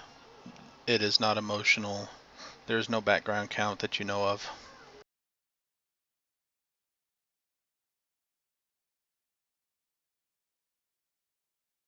Oh, thank you for the stream, for the cheer. Oh, I don't have the stream open. I normally do. Sky suggests digging a hole in the wall, putting a grenade in there. Question mark, profit. Out of character, none of us can project, I don't think, right?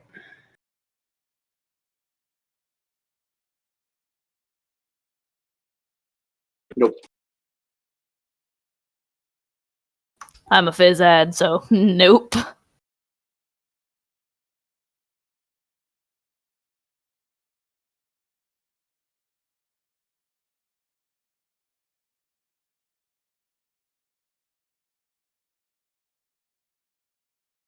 You said there was a small gap, Joe. Could you describe the gap at the top?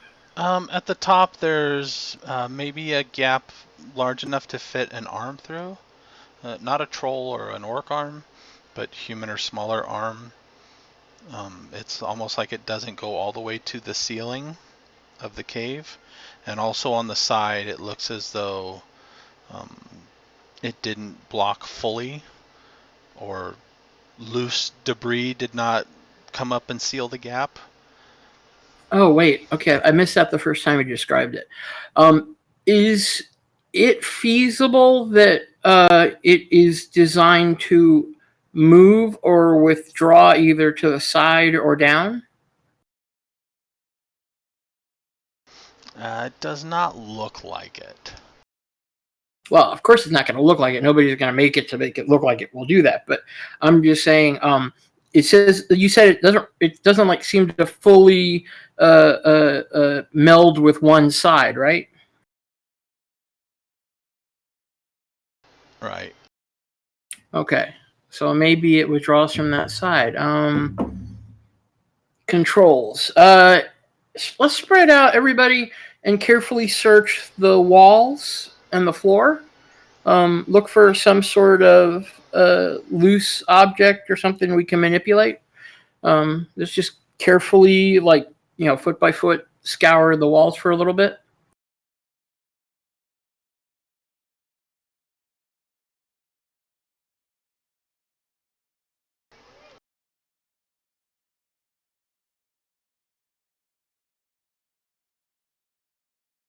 So what are we scouring the walls for exactly? Look for something that maybe it opens. Maybe there's some sort of control. Oh, okay. Some sort of door or something like that. Or not door, but you know what I mean. Switch or something. So we're searching for hidden doors. Dun dun dun! We're playing D&D again, guys. Exciting. Somebody get the rogue. Yeah, right? Oh wait, that'd be me, I think. I think I'm closest to a rogue. You also got a bunch of wound penalties, but I think your perception is still pretty high.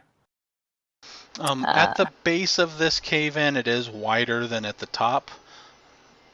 So it does look like, the debris did naturally pull at the bottom and narrow as it fell to the top. And if you look at that, that's roughly where this cave is about 7 feet tall. So the gap is where the shaded areas are, right at the top and just on the left side. Left side is probably about the 4 to 5 foot mark.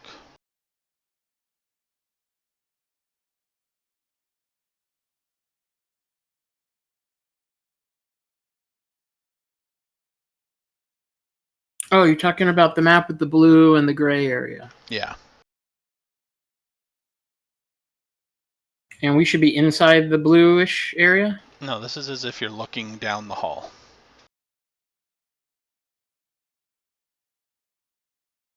Where the So shaded areas are, you can see past the cave in and see the cave beyond on the left side there. Nobody can actually see through the top because it's up at the high end, but somebody could climb a little bit and reach kind of through it. Okay, so there seems to be sort of a space out on the other side of the cave in, and that would be the blue area, right? The blue is the cave and the rock pile. It's just the color when I drew the outline.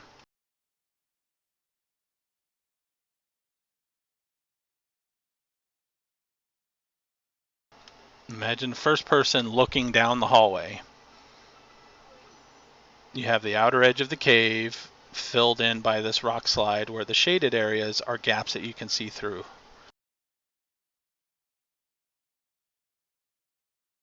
Oh, sorry. I thought that was a map, not a drawing of what it looked like on the face of it.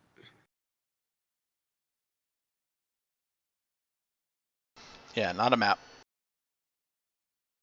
Yeah, that was confusing me for a second. Okay, so, yeah.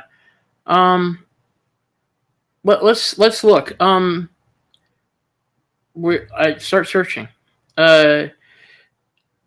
I don't want any of us sticking our hands in the gap until we need to, but it's feasible the controls are through the gap or in the gaps.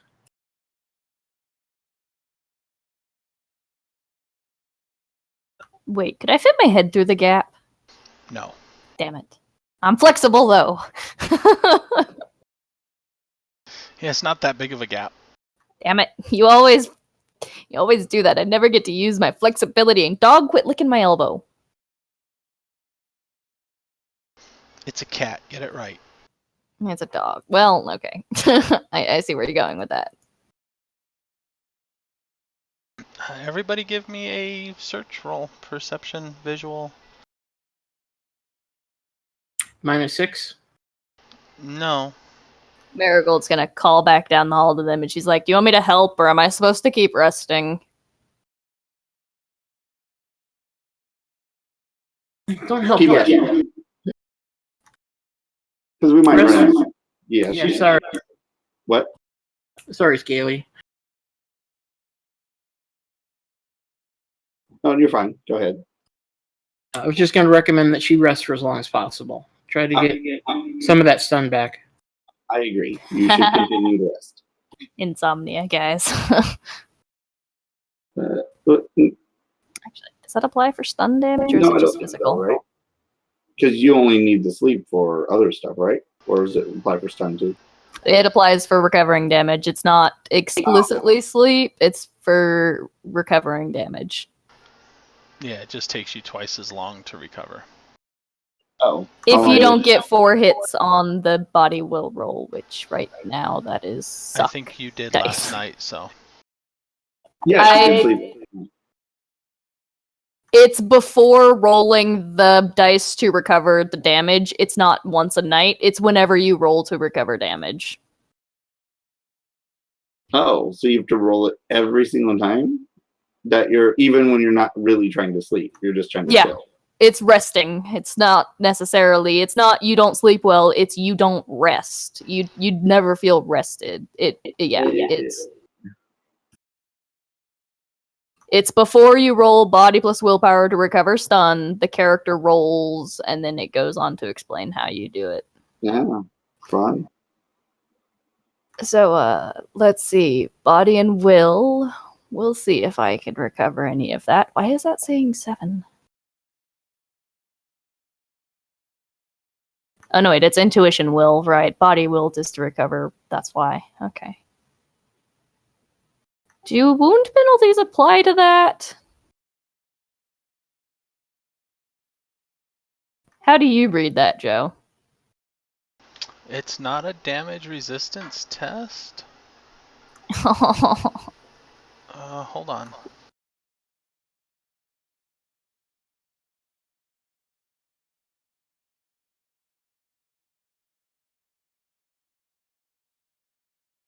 Because if wound penalties apply to that, then you never recover damage. Like, Maybe not without help, or without a good situation. I mean, if you take wound penalties, situation doesn't apply. It doesn't matter. You can. Wound penalties apply to healing rolls too. So in this case, the insomnia just determines whether it takes you 1 hour or 2 for each roll. Right. Does the wound penalties apply to that intuition? What did I say? Intuition will for the to determine whether for the insomnia roll. Okay. Damage resistance rolls are really the only thing wound penalties don't apply to. Oh, I hate that. Okay. 7 dice to make 4 hits. Let's see. You know, because when you hurt, you don't rest all that well either. Oh, so close. Fair. Yeah. All right. I don't recover. I recover 1 stun in 2 hours. I hope we're not down here that long, because then Daddy Lion could come back. No, she's Unless we killed Daddy. Don't you? Then it would be roll, and it just takes 2 hours to recover whatever she rolls. Oh yeah, fair enough. We're an hour down the tunnel, though. So That wasn't resting. It's probably gonna be back before we get there anyway. I mean, we're already an hour down the tunnel. The hour walk down was not resting. The hour walk back isn't going to be resting either. But yeah, I got here. Okay, so then look, at this point we're searching for whatever might be an entrance or whatever. We'll see how long it takes. Either way, we know it's going to take you a while to rest. Okay, Yeah. that's fine.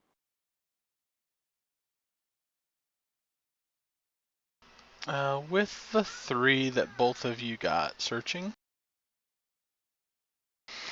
there's not really any hidden levers or catches leading up to this that you can tell, and you probably go back several meters just to make sure.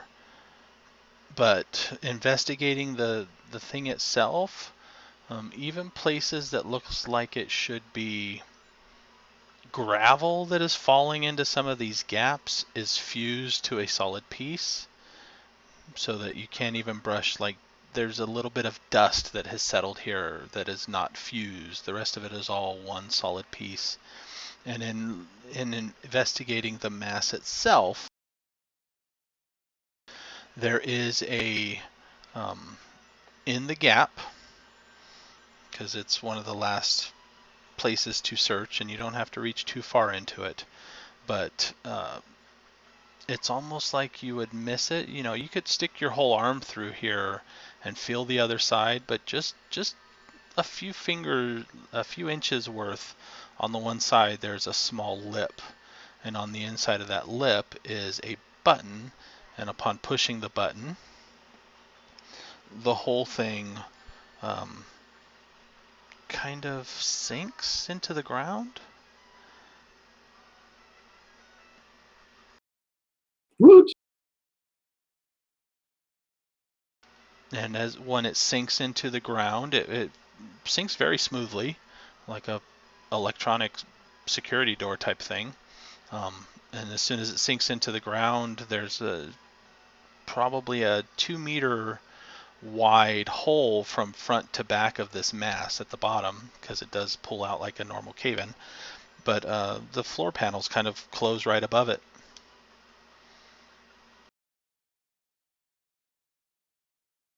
Well, And it's not electrical.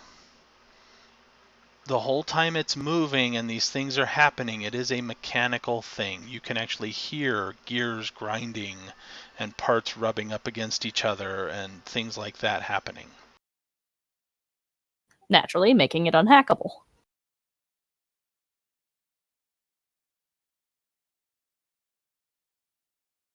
You know, even the button that you found, you don't really get a look at it, but the feel of it was almost like a recessed chunk of stone that hit maybe a spring or something on the inside. It wasn't even an electrical signal. Great. Wonder who built this.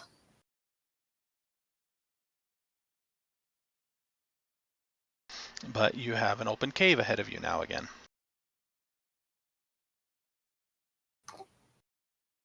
You can take Mar- Marigold Interstate. Yeah, Marigold, you ready to proceed, or you want to wait a little bit longer? I'm fine. Anybody have a dose of numb on them? And this probably did take a couple hours. Oh, Let's see if I recovered any stun. You said wound penalties do apply for recovery rolls? Yeah. Which is why when you're very bad, medicinal attention helps a lot. Ooh, I recovered 2 stun in that time. woo. I am only at a -2 wound penalty now. But yeah, seriously, does anybody have any numb? Great. Okay, remind me to pick some up when we get back to town. I don't even know what numb is, so it's okay. It does what it says. It makes you numb. You know, kind of the poor man's pain editor. Aha, I see. Oh, so it negates the penalties, the wound penalties for a bit. It gives you like high pain tolerance 14 Oh, nice. in mechanics terms. Yeah, high pain tolerance 14. Also -2 perception, tactile, and -1 agility, because, you know, kind of makes you numb. It's a derivative of Novocaine. On the other side, a few meters past this panel that kind of rolled over to seal the hallway to let you actually walk over it, you do see a lever built into the wall.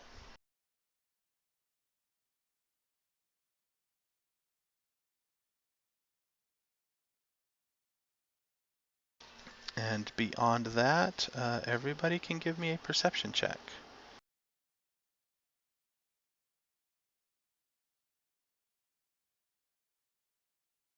Visual.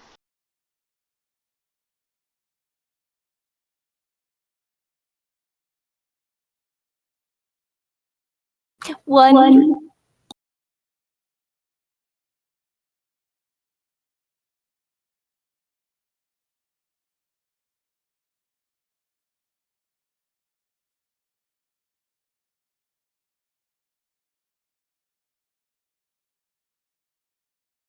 Okay. Just beyond everybody except Marigold, you can start to feel that the air is a little cooler and fresher.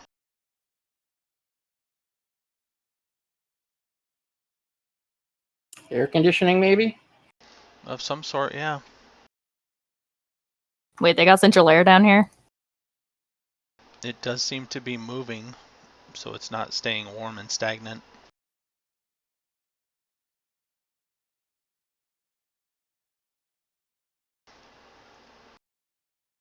There are, let's see, this would be Asura and El. You both notice places on the wall of this cave. As you get in, probably about 5 meters past the slide that concealed in the door, and a few meters past the lever, the walls themselves seem to take on a more shaped appearance and not a natural cave. They are still worked stone, though. And in the walls, probably every 10 meters apart, looks like a sconce, a place to put a torch, though there are no torches.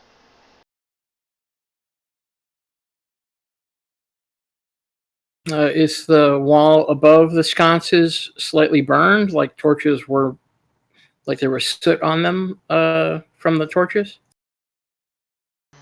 Not recently, no. It doesn't look like anything has burned there recently, and if something was there at one point, it's too far gone. All the tone is pretty much the same in the gaps and right above where the torch place area is.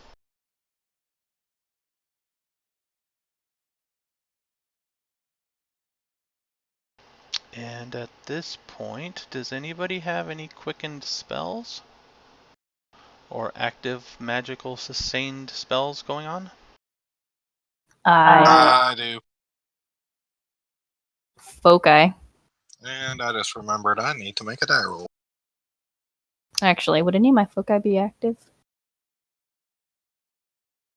Actually, never mind. None of my powers are currently active. Oh no, wait. Combat sense would be. Yeah, no, that one's basically I'm always good. on. Combat sense and danger sense are always on. Adepts don't have to worry about this unless you have an active foci. Neat. I Okay. have an active foci.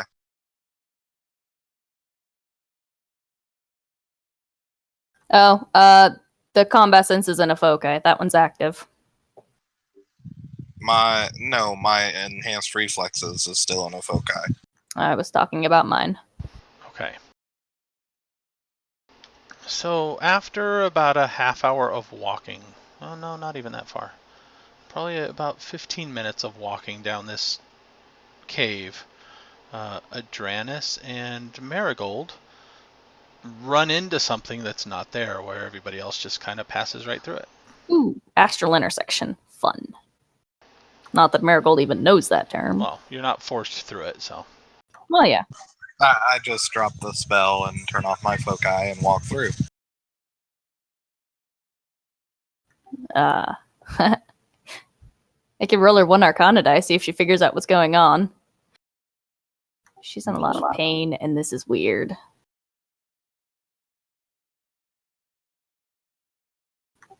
She's just kind of like, what the fuck?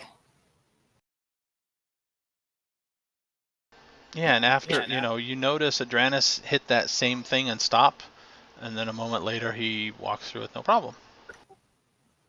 She'll say out loud, what the frag? And we'll just kind of reach out and, like, Mana barrier, put a hand probably. to... Oh. Didn't you say this thing is, like, awakened? Yes? She's asking. The Adranus is the one that has sensed it, right? Yes. Did he tell us that it was awakened and dual-natured and all of that? I could have, because I live in, we actually saw it cast spell, so... Yeah, she doesn't know that means dual-natured. Okay, then sure, I would have shared my information just in case somebody other than me would have realized what the hell the damn thing was. Yeah, so she's kind of be like, is he gonna be able to come through? You said it was, like, on, like, astral, right?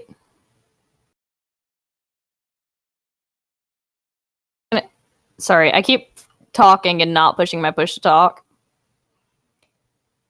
So she's gonna, like, turn off her focus and kind of slowly step through, making sure she's not trying to force the cat through if it tries to stop the cat.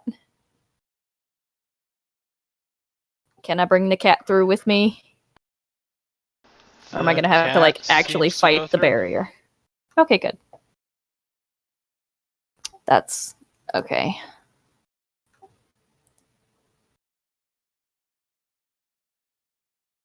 Alright. Yeah, not that Marigold understands this, but mana barriers on the physical plane stop spells, manifesting entities, spirits, and active foci. They don't stop dual-natured people. They don't stop adepts and always-on powers or adept powers. Alright then. All she knows is it got through, so, okay. Yep. And now everybody that has a magic score feels this itch. A very subtle itch. Not to the degree where you feel like you have to scratch, but it's one of those types of pressure around your body. Great.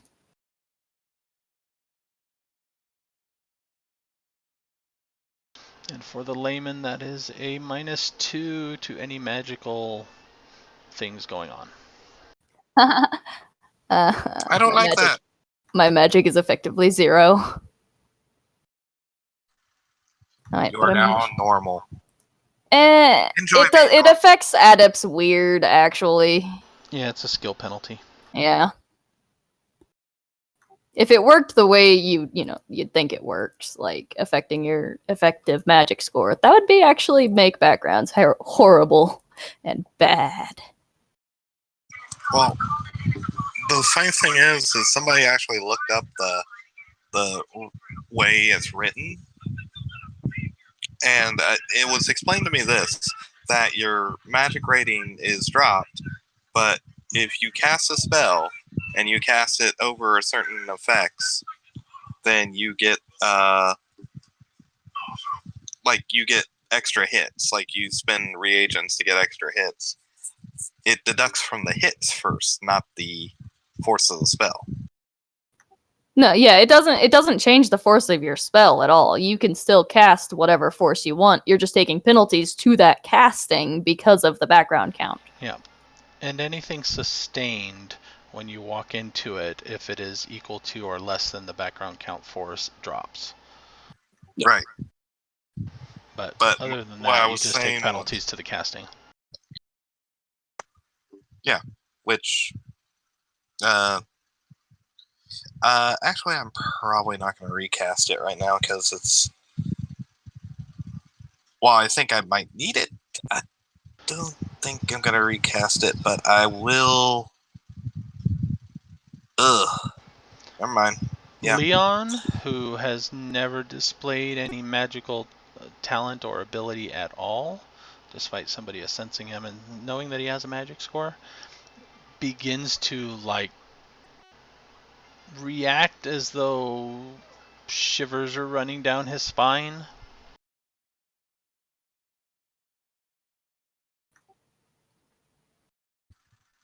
I just give it a little grin.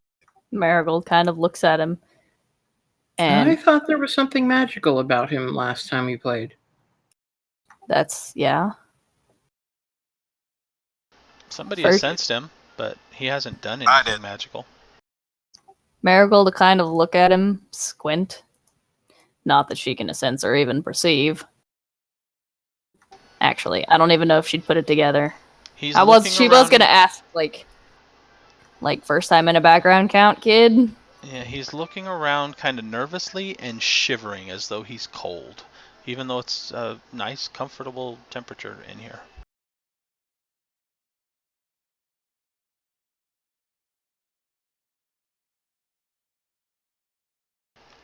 And there's only one way to go for a while, and then it branches out.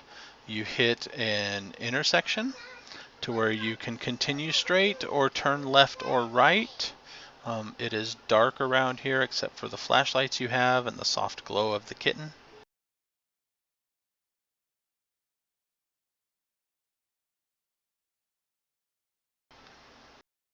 Left?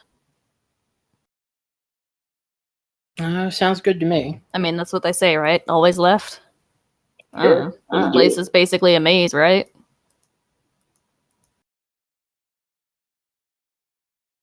All right, so turning left.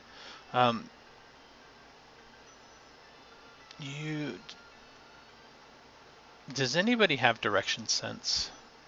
Is that even a thing? It is a thing, but I don't have It it. is a It's an thing, adept but- power. Well, I think it's also, there's a spell you could cast too, but I don't have either. Probably. So, all this time, you've been coming down at a slight incline. As you've gotten lower, the ground at the walls itself seem to have been shaped more structurally sound for passages instead of just a cave. The further down you've come, it's actually now you have straight walls and a straight ceiling. It's not angled at all. You do feel that pressure that you are further down underneath the earth than you were, a half hour ago. And you start to pass side passages that branch off. A quick sweep with the flashlight indicates rooms. It seems to be small living quarters almost. The rooms themselves, there'd be like a large room right off this hallway with some stone furniture kind of built into the ground. A table that seems to be built out of the stone wall. That just kind of, a flat plane that just juts out of the wall that supports stuff. In a side room, there's a raised platform of stone that kind of is reminiscent of a bed or a cot, even though there's no actual furnishings or amenities in there. Some of them you start to see what looks like hollow basins. There's one branch offshoot you come into that seems to have like 5 of these lined up that may have once been baths. There's no water in there though. You do pass a few more barriers that you are aware of as you pass them. And you get to the point where probably it's been about 4 hours. You have come across a few corpses. Nothing else has been alive down here, but these corpses are very old and dwarf-sized. There's not even much flesh. It's mostly skeletal remains. And then you find yourself in a rather large underground cavern. There are several other tunnels that lead off from around the perimeters of here. There seems to be almost like markings for pathways that kind of lead towards the center of this cavern, and off to the sides there's places with kind of raised portions of stone that are semi-cylindrical that almost mark out areas, like a field of some sort. And in the center of this, you see a it's probably about 10 meters tall. It is glowing with a very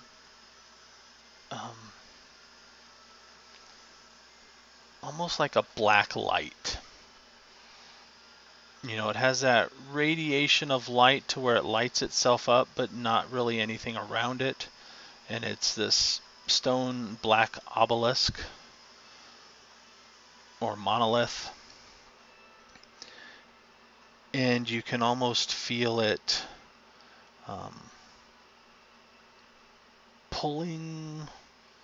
tugging at you. Everybody that's awakened anyway.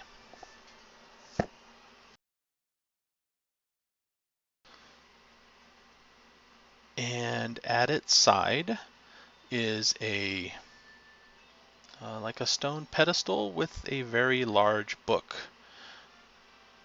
Probably about, if you had to guess from here, 4 to 5 feet tall, 2 to 3 feet wide, and it's opened on the center of this pedestal. Now that's a trap if I've ever saw one. Marigold will go up to it. And here the background count is 4. Yeah, that's uncomfortable. She's still gonna go up to it. I mean, somebody's got to grab it, right? I'm looking for the swinging pendulums and the giant rock that's going to chase us out of this. What the hell is this? Yeah, Marigold's gonna approach the book to grab the book, and maybe we can get the hell out of this place. You know, I now understand how I caught you. You are a terrible thief. I'm tired. I just want to get the fuck out of here. All right. So fuck off. All right, getting to this platform, it is apparently immediately obvious that 1, this book is too big to carry for any one person, even if you were able to fold it up. 2, it is impossible to carry while juggling a kitten. Wait, the book is that fucking big? Yes. This. Didn't they give us something to carry it in? Is it not? Is it too big for that thing? It's not big enough for the book. Ooh, One of you chicken shits want to get over here and help me carry it? Jesus, what are we gonna do with this thing? I'll walk over. It's not like the area bothers me any. It's open to a page. The writing in it is not English. Don't know what languages anybody has. We can go through that. if anybody wants to try to read and see what language this is. I mean, Marigold will glance at it, see if it's anything she recognizes, but I highly doubt it. Sure, I'll look at it. Yeah, I can't levitate it, man. It's just I don't have enough magic oomph to. Out of character, I wouldn't grab try it on a magic object anyway. Yeah, that's a good idea. Well, I yeah. failed anyway, so. I want to sense and look around and see if there's anything here on the astral. All right. You are at -4 to a sense.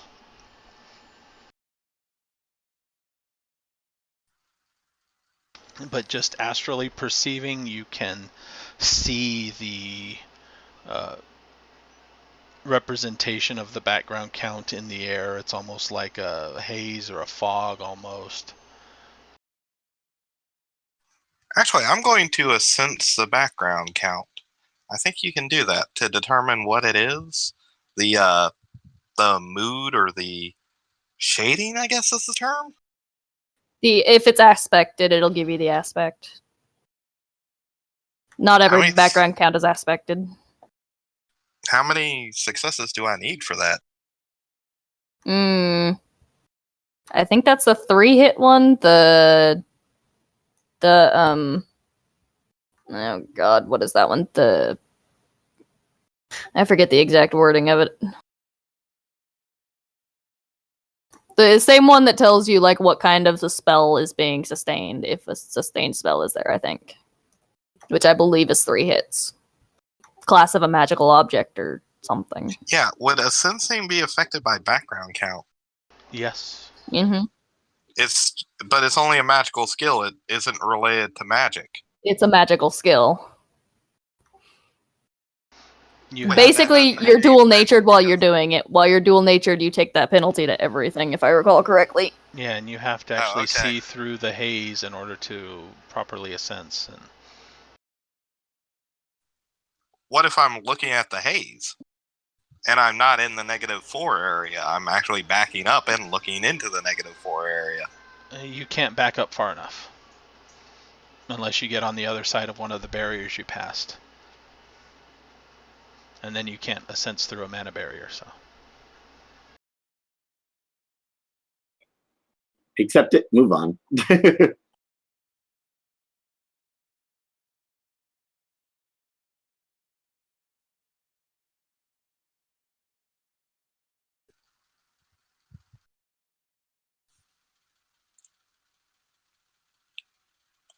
Yeah, I came across a background count like that in one of my other games, and I was trying to sense it. I didn't have enough dice, so I was like, oh wait, I have a power focus. Oh wait, that doesn't do shit for a sensing.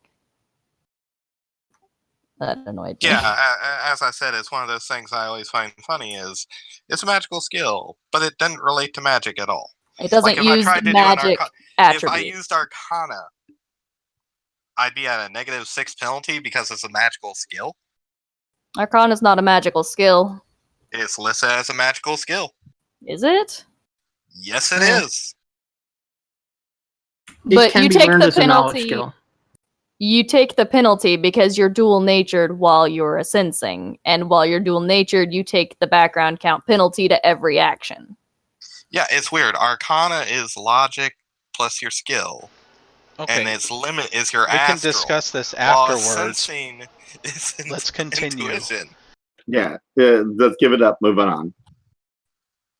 Well, the book is too big for the box, right? But here, in the book, read out, background count makes a sensing, astral perception, astral combat more difficult to do. Why, we can discuss later. You have the penalty. As I said, the book is too big for the box, right? Yes, it's too big for the box. All right, hold on. Well, we were going to try to lift it up, so it's fine. Well, hold on. Let's make a phone call real quick, because we may just need to just destroy it. And I think I have a lighter. Well, what? Why are we destroying this thing? Hold on. Well, if we can't contain the magical power of it, picking it up and taking it out of here could be more dangerous than the... Yeah. You're way jumping ahead. It on fire. You're way jumping ahead here. Hold on. First of all, I'll look at the book. Can we even read it? Can I read this thing or no? What languages do you read? All right, I got, let's see, Hebrew, Italian, Japanese, Chinese, Arabic, and Amazonian Portuguese. I have German, Greek, and Italian. I assume none of which apply.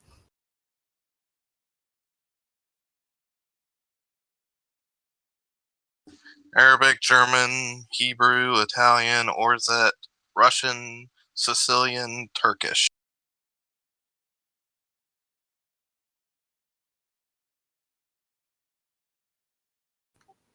The job was to recover the book, right? It wasn't to destroy it or anything.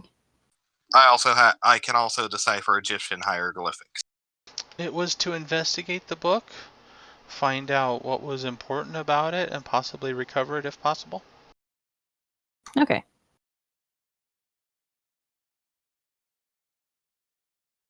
I didn't have it in my notes, so I wasn't sure. Are we hitting a noise background, by the way? With how far underground we are, almost certainly. Checking your matrix devices? Yes. Yes. Comlinks have no signal. Hooray! I was thinking the same thing. What? I was just going to take a photo of the thing? I'll walk 4 hours to get out of here. Send a message to Solomon, wait for a reply, walk back in here, and we'll figure out what to do. Jesus. Why don't we just pull the thing out? Leon is still shivering physically. Leon, go back to the truck, dude. Or at least go to where the little mana barrier thing is. I don't want to be alone down here. All right. Well, all right. Let's see. Now, explain me, how big is this actual book, just so I understand here.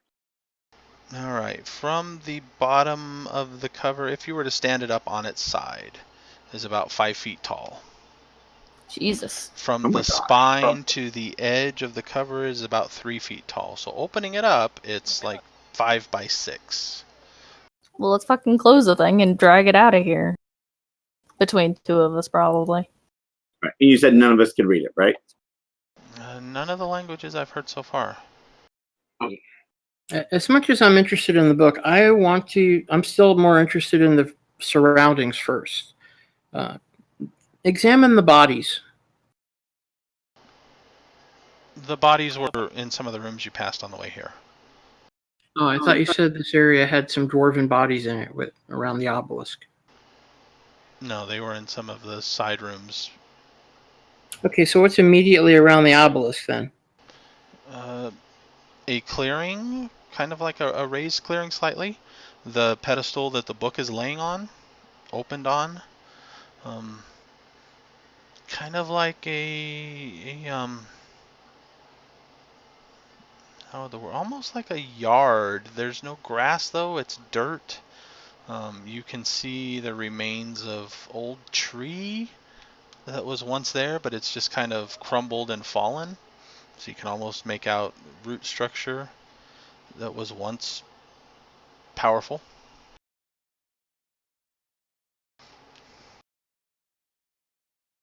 The walls? What are they like? They are on the outer perimeter of the chasm. Right. Are there like any runes or something on them, or? Runes, no. There are several passages that lead outward. The chasm itself is rather large to the overhead ceiling, and there are almost like windows and other hallways that are at higher elevations too. And in some places, it almost looks like there's balconies. So is anybody else thinking dragon? Why would you be thinking dragon? I don't want to think it's dragon. Bigger than almost anybody else could use. And we got a nice big open area here, along with a large cleared area. Normally if there'd be like other races, they'd have like seats and other little things cluttering the area up, right? But not this. Yeah, maybe there were, and they like rotted all away, like the bodies did. I don't know. Let's just get the fucking book and get out. I will actually ask one question. Does it look like this place is like has there been any recent people in here? Is there a way to look around for, I don't know, tracks, something that makes it look like this is recent? Is there like dust on this book where the page has been opened? Give me a perception check.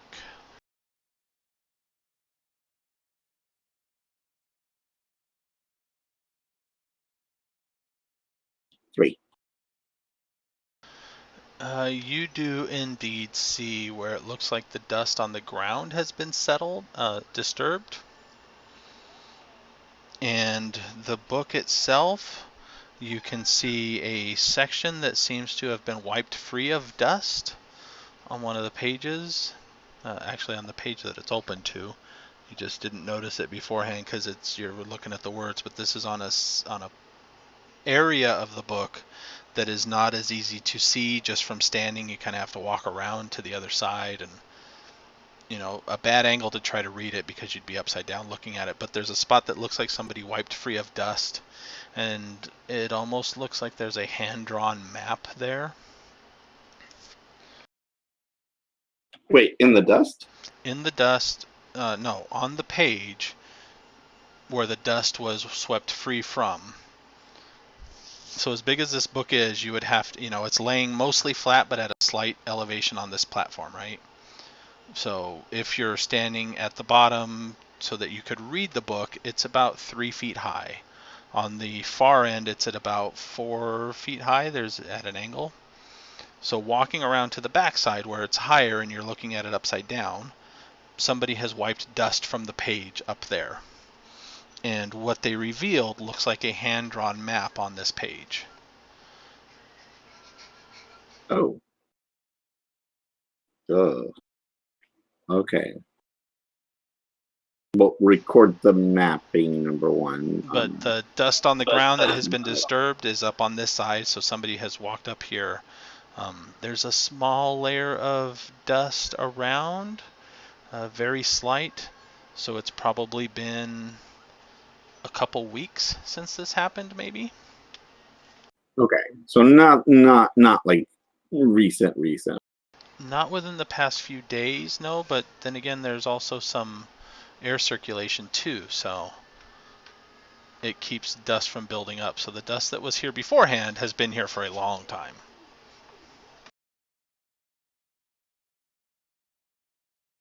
No. All right, cool. We found a map. Can we get this book out now? Yeah, I'll take an image shot of the map so that we have it recorded so that we don't disturb it. Also, make a note of the page that this thing is on in the first place, because that might actually be important, even if I can't read it. And then we can close the book. And can I check the pedestal to make sure there's no trigger traps or anything on it that would alert somebody that, hey, the book's being moved? I'm gonna have to do an Indiana Jones move.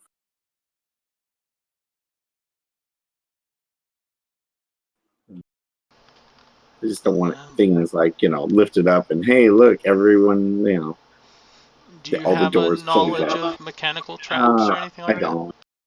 I have B&E skills. B&E might help a little bit, but as far as Asura is concerned, you don't see anything that jumps out as some type of alert. Okay. By which I mean I don't have any specific knowledge skill except maybe security design, but I'm a B&E. That's what I do. Yeah, you could roll that. Which one? B&E. I mean, B&E is my security role. design. Yeah. Okay.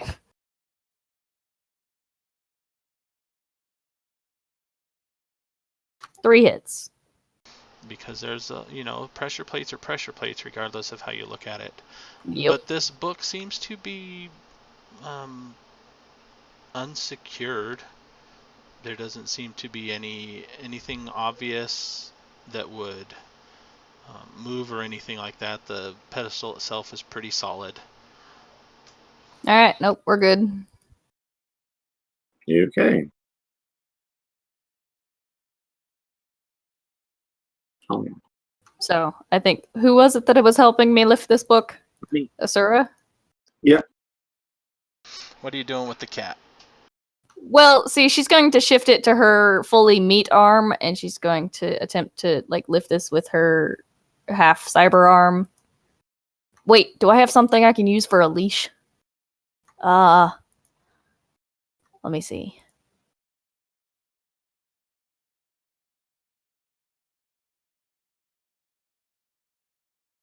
Wait, belt. Can I like fashion a sort of leash out of my belt? You probably could. Or maybe like a harness situation out of my cloak? Yeah, you think you probably could. If you try it, though, it's quickly apparent that the cat is not going to stand for that type of thing. Can you put it on your head? Maybe I if don't you think it had would time stay. to introduce it to it slowly and get it used to it and that sort of thing. Okay. So I have my cloak. So what we're gonna do is we're gonna kind of do like. Okay, here's hoping it doesn't like claw the shit out of my back. But what I'm gonna do is kind of like tie the cloak, I guess, like sort of closed around my waist, and like stick it in the cloak. You know, kind of like the hood of a like a kitten in the hood of a like a hoodie, but a much larger cat that might be angry about the situation.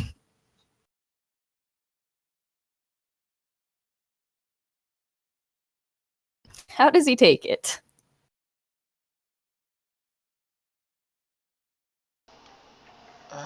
Let's see. Didn't almost glitch the reaction roll there, but didn't glitch. Apparently, like most cats, they actually do like to be Yay! almost cuddled tightly that way. Yay! Okay, good. So yeah, that's what we do. And then she's going to use both hands and, you know, help. All right. Both of you give me a agility plus reaction roll. That's not a lift and carry roll. It is Okay. not. What kind of roll? Agility plus reaction. Oh. And -2 because wound penalties. Okay. Thank God for 11 agility. I got 4 hits.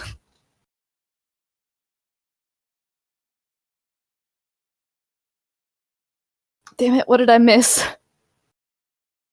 Oh, we both got 4. Okay, so you are trying to close this book, and as heavy as these pages are, you try to brace it so that you can kind of lift them evenly and slam it shut or whatever.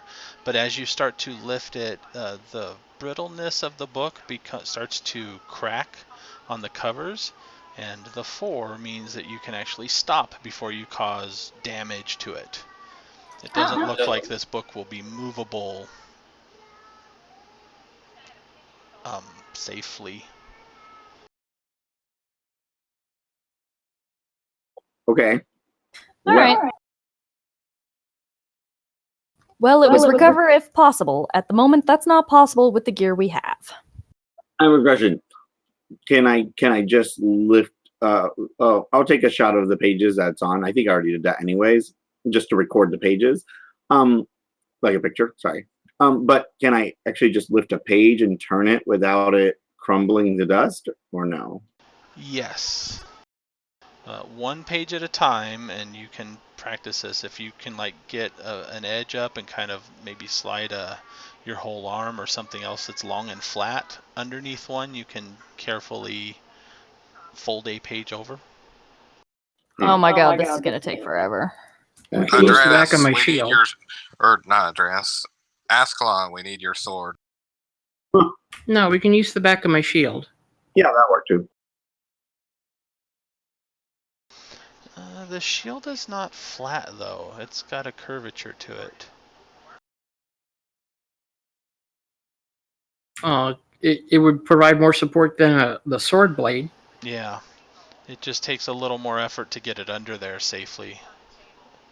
But yeah, you can brace a page that way in turn. We could record as many pages as we can. Yeah, definitely. And Take then pictures destroy of it? each page. Yeah. So we will attempt recording. Somebody should watch the entrance though, so we're not distracted. Yeah, I'll do that. And I'm going to refill my drink. I'll be back. Marigold grumbles about it the entire time because, dear God, this is taking forever. Yeah, it takes a while.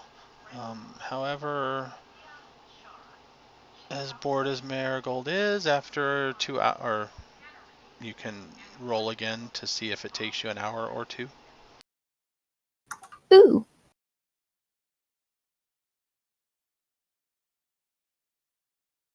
I shall rest and recover stun while this is going on. 3 hits again. Okay, so it takes 2 hours for every roll. Okay. Yeah. So this will be after the 2-hour mark. Okay, so after 2 hours, it's, what is it, body and will, right? Yes. -2 because wound penalties. Okay.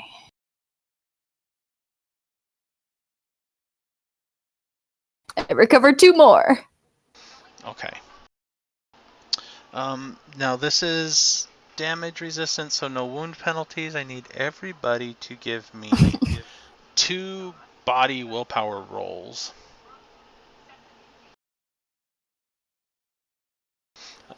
Everybody that's awakened, so I don't think this matters to Asura, actually. I'm not awakened. I'm here, but I'm not awakened apparently. And I'll roll for the cat. Oh, Can I recover my stun before this happens? there's been at least 2 hours. Because I recovered stun, so. What is that, body plus willpower? Yeah, every Yes. hour. So it's going to happen twice in those 2 hours. Ugh.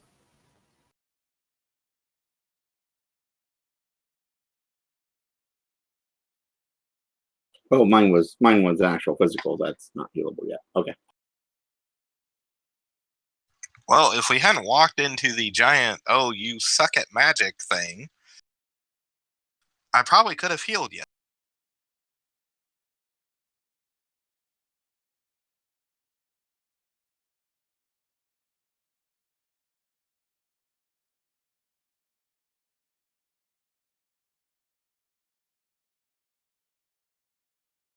Okay, there's your first body and willpower, right? Okay.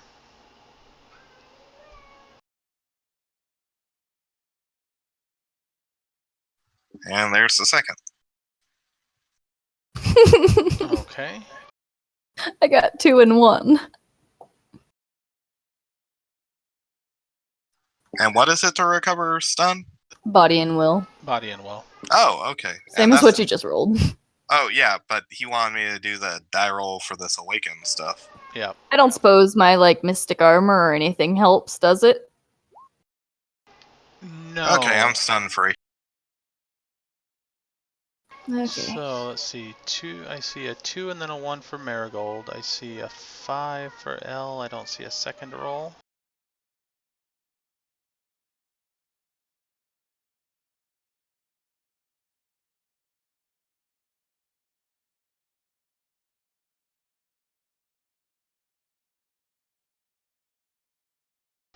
All right.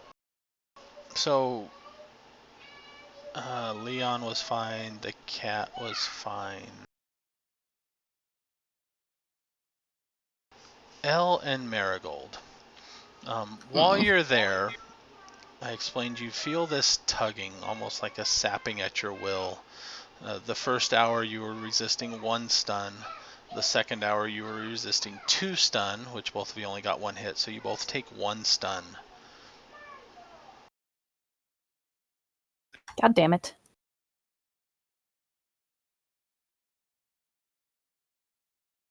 Hey, aren't you glad you healed? Now I'm back to 2 penalty. Dang it. I was down to 5 stun.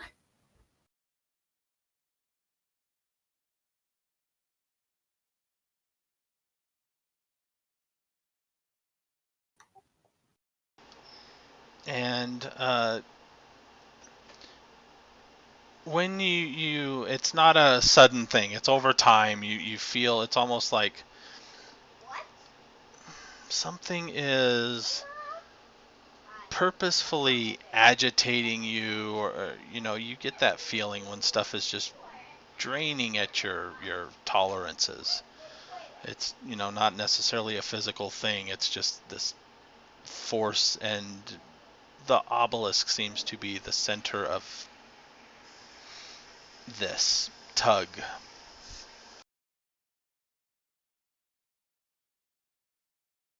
So I don't know how much longer you want to stay here, but it seems to be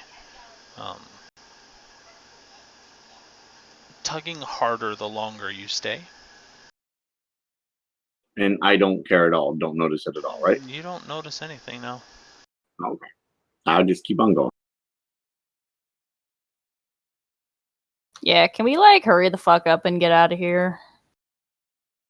I'm trying. It's No, we should take our things kind of time. delicate.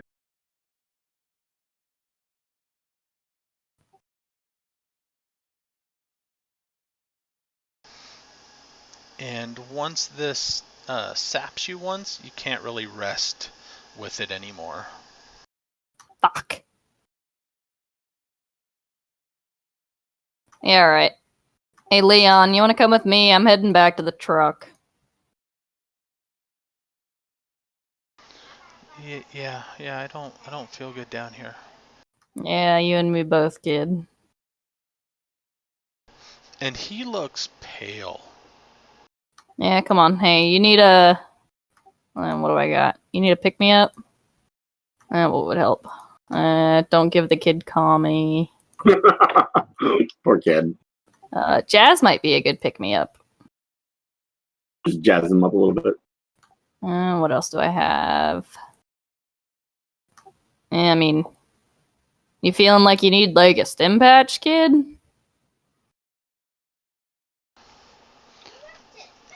No, that'd probably run out before we hit the surface. I just don't feel good. Yeah, she kind of pats him on the back. She's like, "All right, let's go. You guys catch up when you're done." All right.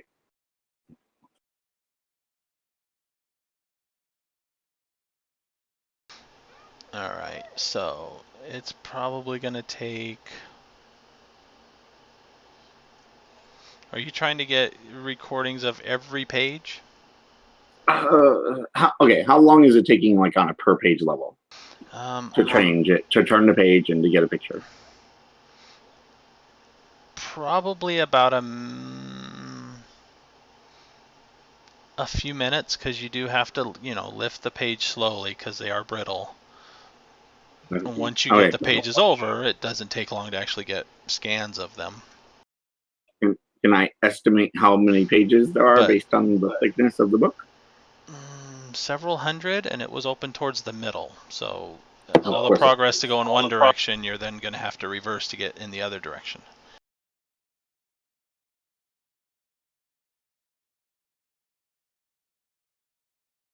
All right, so we will. All right.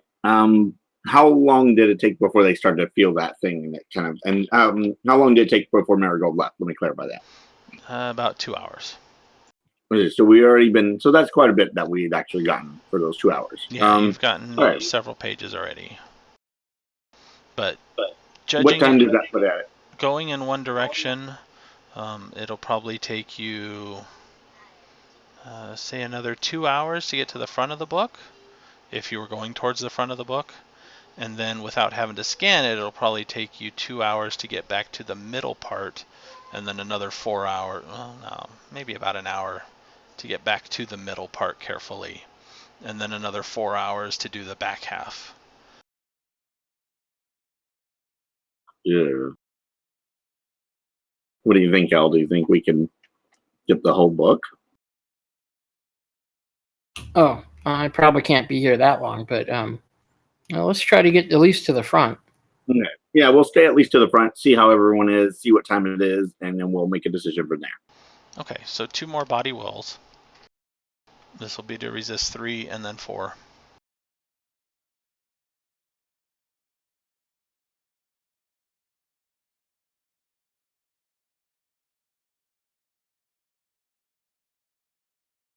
Too bad we don't have another person in here. They don't get just help me and all the rest of the magic people to leave, you know? Wait, I think I'm the only one in the party that's not. Yep. You are. Okay. If Adranus is staying, though, he needs to roll. I'm trying. Unfortunately, my internet just went out. Yeah, blame the internet.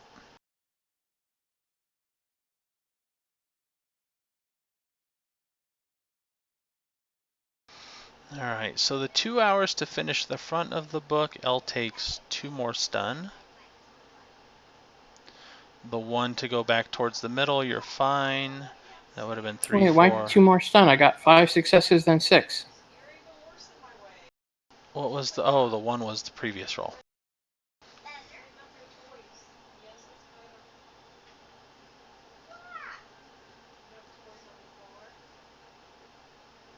Looked like the 1 was the first of the rolls this time. Yeah. No, it was 5 and 6 this time, so I shouldn't take any more. Alright, so you're there, and then an hour if you want to get back to your original progress. Okay, so we've gotten from where it opened to the front of the book. Another Yes. hour to get back to where we started from. And you said another 4 to get towards the end of that one, probably? Yeah, you were pretty much in the center of the book. I will look at my 2 companions here and see how they're looking. I can go on a little bit more, but I think we should start planning on heading out of here now. I wish we could bring the book with us. Yeah, no. Well, I think you can handle 2 more hours? Let's do 1 more and then see. All right. At the very least, we can put the book back the way it was before. That's true. Alright, so getting to the front, Adranus takes... I take 3 stun, I know. 2... And I can't recover stun. Yep, 2 for the first one, and then 1 more, so yeah, 3. All And right. then 1 more hour to get back to the center. This is against 5, so L is fine.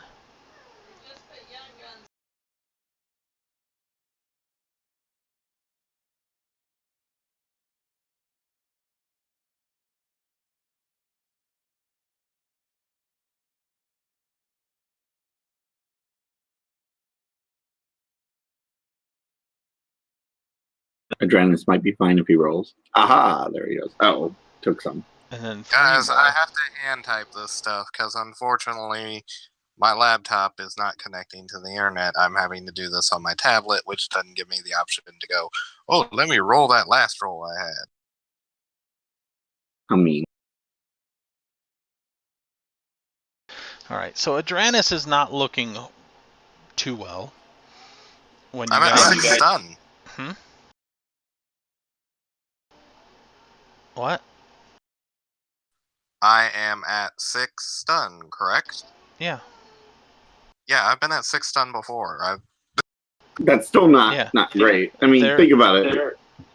There is a They've physical... seen me puke blood over the side of a truck once, okay? This is nothing. There is a Jeez. physical representation of this tugging. Adranus does not look well as you guys get to the middle of the book. I look at L. I think we should go ahead and call this. Yeah, let's head out. Yeah, let's call this. I was going to say, I'll just leave. Y'all guys can stay. I want to check out the bodies on the way out. I want to take a look at those. Okay, you look at the bodies on the way out. I'm getting out of here because if I ain't staying, then I ain't risking. That's fine. Meet us at the truck. We'll check out the bodies. All right. So the ones you passed, what did you want to know about them? If there's any sign of the way they might have died, you said they were ancient bodies. Yeah, it's mostly skeletal. They are not... a few of them you found because you were going down different passages trying to find your way out. A few of them looked like they were in a tomb of some sort because they died in their sleep because they were on what could have been a bed or a preparation table or something like that. You did pass a few of them that were out in the hall, though. A couple of them had broken bones. One might have had a broken hip, another had a broken shoulder or arm. The ones you find, and you don't find a whole lot of them, maybe at most a dozen. The ones you find that seem to be resting on a platform of some sort seem to be in better condition. The few that you find just in the middle of a hallway seem to be worse. There's no flesh left really, so you can't tell puncture wounds or anything like that, but a few of them do have broken bones or parts of the skeletons that's separated from the other part, which could have happened afterwards or as part of their death. Are the remains covered in like a thick layer of dust, like they were like undisturbed for eons, or is it similar to the rest of the area where there's just a thin layer of dust? In the hallways, there's a thin layer of dust. The air seems to be moving, and it doesn't really let dust settle that much. There's not a whole lot of dust here. In the larger chasm, there was just a lot more area for the dust to settle in. But here, there's not much dust in the air to settle, so it's a very thin layer. And besides your tracks that went through that you can see, there are no other pathways through the dust in this platform, in this tunnel. So whoever disturbed the book and disturbed the dust there entered and or left through somewhere else. Okay, and did the bodies have been... I was just going to say we would close that door behind us too. Well, there's no doors left.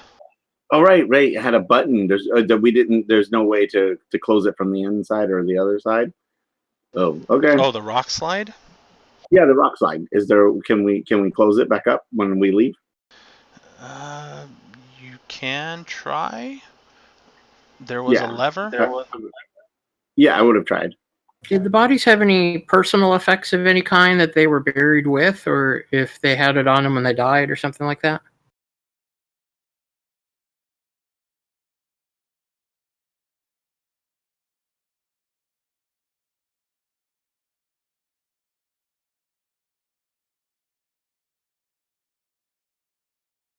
I need to be warm up. I want to say no.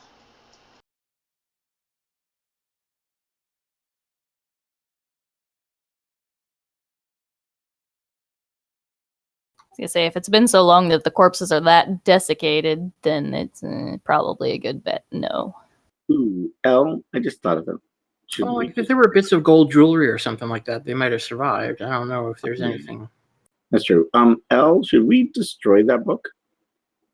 I mean, I don't see why. I mean, right now we don't know if it's a threat. Maybe after someone can identify this language and figure out what it is, hopefully it's still there. We weren't required to yet. Maybe we'll be sent back to destroy it. I don't know. Yeah. I need to get a place where I get a signal that I can actually have this stuff. Yeah, we'll get to that. Okay. We're headed out. I just wanted to check these on the way out. I don't know why they're here. I'm kind of curious. Not only that, but they seem to be metahumans, and if so, these would have predated by a long time. What we would have thought would have been the history. So I'm not sure why we would have had a bunch of dwarves here. Spike babies. Maybe. Although that wasn't that long ago. I don't remember. I would have also, like, when we got to the front of the book, I would have taken a picture of the cover as well. What was the cover specific or no? The cover was not closable. That's what started to crumble. Oh, right. But even when we had like all the pages off of it, it wasn't closable. It was still that brittle. Yeah. Okay, never mind then. Okay. And before we go, I want to make one trip using astral perception from the book to the landslide. I want to basically have a good look at the whole area once over, as best I can, anyway. Using perception? Astral perception. The haze is bad in the central chasm, and as you approach each mana barrier, you do have to stop perceiving to pass through it. And there are steps of the background count. Each barrier that you get away from the central chasm lowers the background count a little bit. The around the book and the obelisk was where the tugging was, and astrally perceiving there, you could actually see almost like particles of dust through rays of light being pulled from the surrounding area into the base of the obelisk. When you got out of that the cavern is when the tugging stopped, and that you could no longer see anything in your area being pulled towards it. It was only in the cavern itself is where that tugging happened. Okay. So putting this together, would it be reasonable for my character to conclude that that the obelisk was somehow a magical siphon of some kind? Maybe. Okay. It definitely seemed to be pulling magic into it. Would that be associated with a background count? I mean, I'm not exactly sure about the mechanics, but I always got the idea of a background count being a little bit like magical radiation. But in this case, it seems more like a void, right? Yes. If they are related, it's more like the absence of magic as opposed to competing magic.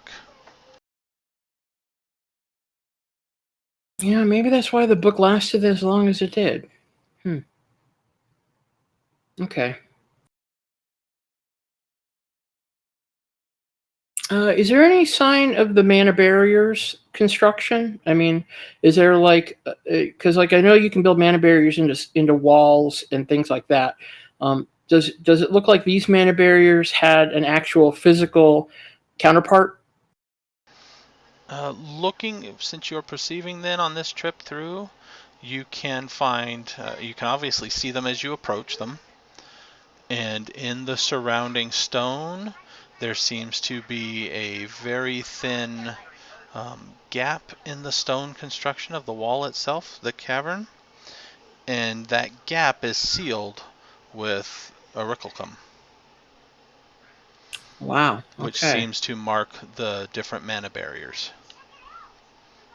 And there's, let's see, it went from 2 to 3 to 4, so there's 3 barriers total. The first one was when you entered into the 2, then the second one separated the 2 from the 3, and then the 3 from the 4. It's a very thin, like maybe 1/8 of an inch wide seam around this cavern, which, if you managed to dig it out, would still be worth something. It would take a lot of construction, wouldn't it, to haul away all the extra debris? Yeah. It's well built into it. And if it was a perimeter barrier, that would be awfully large, wouldn't it? Each one that you pass is actually in the hallway itself. It's a barrier through the hallway. Oh, okay. So the living earth itself might be the barrier perimeter. Yeah. Okay.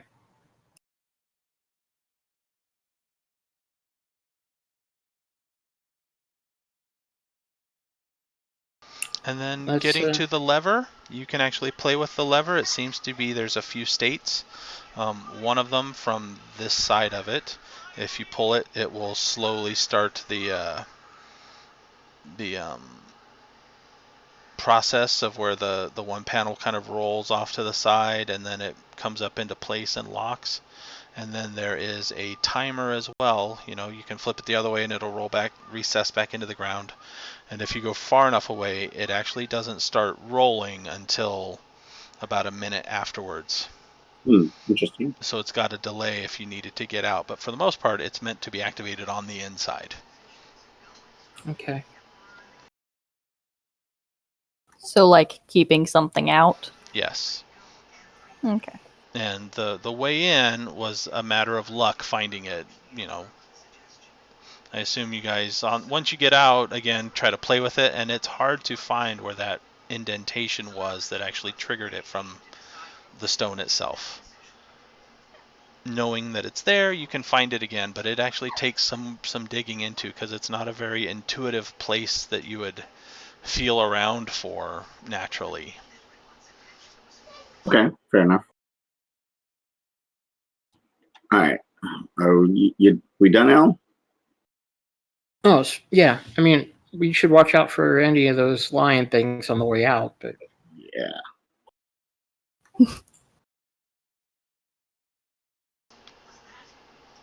When you guys, the first of you left, the other kitten was crying louder. I'm gonna take it there's too. nothing else nearby. I'm gonna scoop it up too. And then I have to put the baby to bed. If you guys want to call it here, we can. Yeah, that would. Okay. Yeah, I get up extremely early for work now. This is a good calling it time. It gives me time to wind down and, sleep. It's cool. All right. So 4 karma for the night. Fancy. And you have 2 strobe lion kittens. Yay! We got 3 last week, right? 4. Or last game. We got 4 last game as well? Yeah, Yes. 4 last game as well.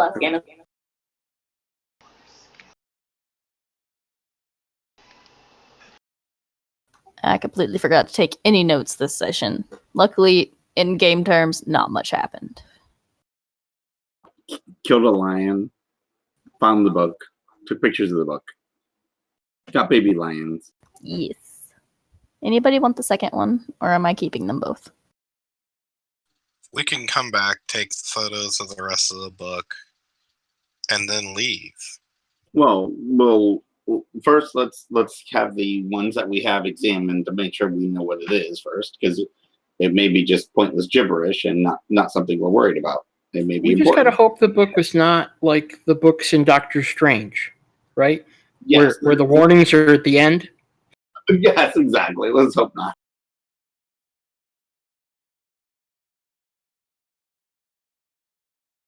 By the way, if you read this book and do anything in it, you'll blow up the world. But it's fine. Well, it's from a certain Asiatic culture to where you start at the back of the book, so that's naturally where the warnings would be. That must be it. Yeah. It does make sense in that context, but in this context, we don't even know who wrote it and how. For all we know, as you said, it could be complete gibberish, or hell, it could be a photo book of a gazelle running across a plain. What do you do with the photos you have of the book? I will Send them to Solomon, see if he Yeah, can get someone to translate. I'll just send a small section, the ones that they opened up on, because we want to make sure that's that since it was opened up on that, it might be the most important, and a few random pages just to get them to analyze it to see if this is the book that they want, or I mean not the book, but this is an important book, or should we destroy it? What should we do with it? Okay. And then are you staying here, or are you going back to the house? Depends on how long it takes him to get back. Yeah, I'll ask him. I mean, how long do you think this will take? He can't give you an estimate. Yeah, let's go back to the house. I mean, seriously, we've been out for almost 8 hours. We should probably go back to the house. Yeah, the sun is up when you guys come out, so it's daytime. When you get back to the house, Solomon gives you a message based on the pages that it was open to. he did a cross-reference, and it looks like the map is a vaguely matches a topographical map of the Middle East. Oh, all right. Well, I'll throw up an overlay on that one. It seems to follow. There's markings that seem to point to a spot on the map that seems to be in Iraq. Of course. What language were they able to identify the language of the? Not yet. Okay. I have to find the counterpart to it. Nah, because likely what she'll do is she'll maybe pick up a chip on it and adjust to that particular language if possible, assuming it exists. Just makes life easier for her. Because we can assume that if we have to go any further. So wait, so the map is the map is an A to Z map. Is that what you're saying? Like is a point A to point B. Sorry, that's what I meant. There's No, there's not a point to point. It's kind of like features of it match a portion of the Middle East, and there is a mark on it that seems to indicate a point in Iraq. Oh, okay. But there's not a guide from anywhere to anywhere. That's just the only mark of note is there. Yeah, I'm not too terribly crazy about going into Iraq. What does Iraq look like, anyways? I don't even know what the history is on that one right now. And I'll be back in a few minutes if anybody wants more info, but I will put the baby to bed. Well, is Tehran in Iraq? It's a what? No, Or is that Iran? It's Iran. Okay, because I know Tehran got blasted to oblivion. Okay, I am, however, going to have to call it a night. I'm going to take my dog out, and then I'm going to hit the hay because 5 a.m. comes early. Yeah, same here. I eventually have to do the write up for my other character, but Oh god, I still need to do that questionnaire too. yeah, the Deadlands character I haven't done it yet. I was gonna do it today and I just didn't get around to doing it. So Same. Anyway, catch y'all later. all right, see ya.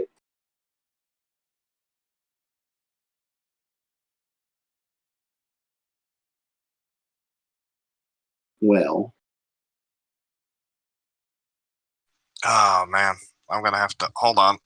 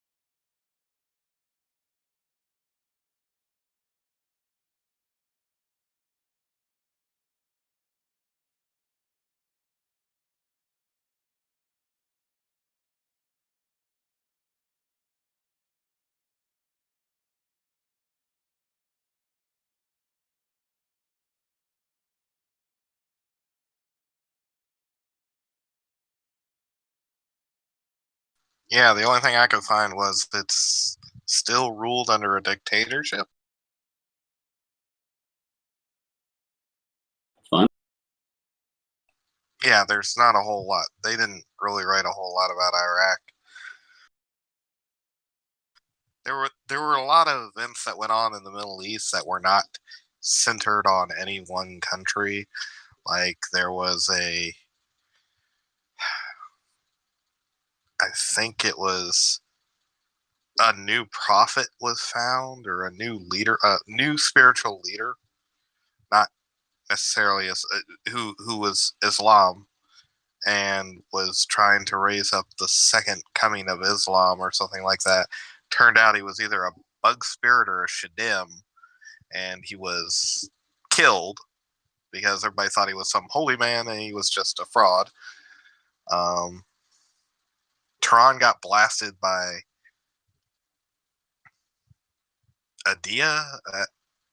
Adra, Loafer's brother. So Dragon blasted Tehran when Iran declared that all magic was evil, blah, blah, blah. Meta-humanity and meta-creatures were evil. We're not following the beliefs of uh, uh, Hezbollah or whatever it is their organization is. What's the leadership in Iran? The priesthood. Oh, I don't know. Anyways, the priests declared all magic and anything related to it evil,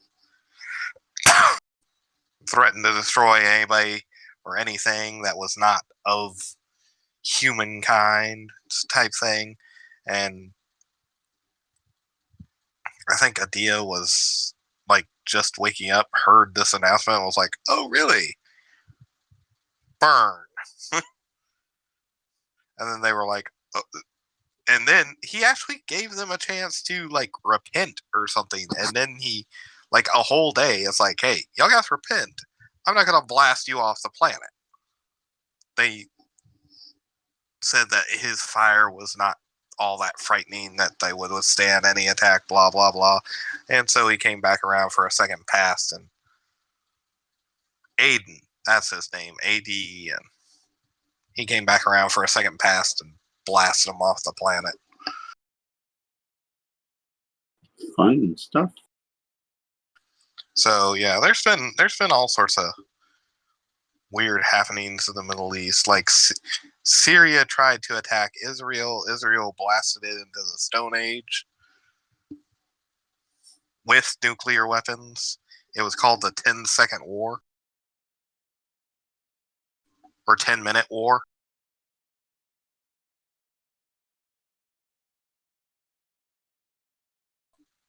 So all sorts of wonderful stuff happened.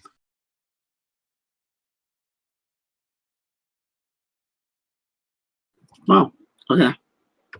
Well, we will see where this thing leads us. I'm curious. But it does sound like we might be heading there. Yeah, possibly. Glad I have Arabic. And soon, so will you. Yeah, I'll have to learn it. You have a skill jack. Yeah, but with languages, I'm also a linguist, so languages I could just buy and have them permanently. I know, you can buy them pretty It's almost quick, too. cheaper. Yeah, it's almost cheaper to do it that way because it only takes me a few days to learn a language, you know? Leave my skill jacks to other stuff. Remember, the skill jack is limited on how many slots I can put in at one time, so I'd almost prefer to learn the language, and then yeah. But I think with my current karma, I might go ahead and boost up her edge because with those flashbacks, she's probably going to need it.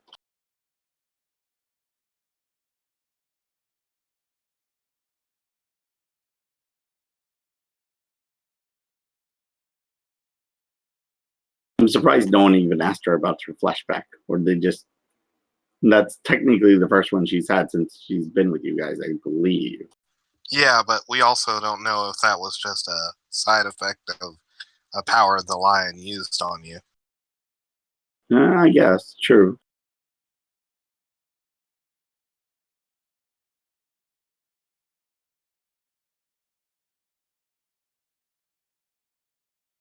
I'm trying to reorganize all the stuff in my world on World Anvil. Remember the website I use for my world things? I'm trying. They did an event. They did an event for like 100 or 30 articles in like 30 days, and I sadly did not make 30 articles, but I made 19, and I have to now organize them in some fashion or form. I'm sorry, they didn't blast Syria. Israel blast Libya. Oh, it was Libya. Oh, yeah, that's fine.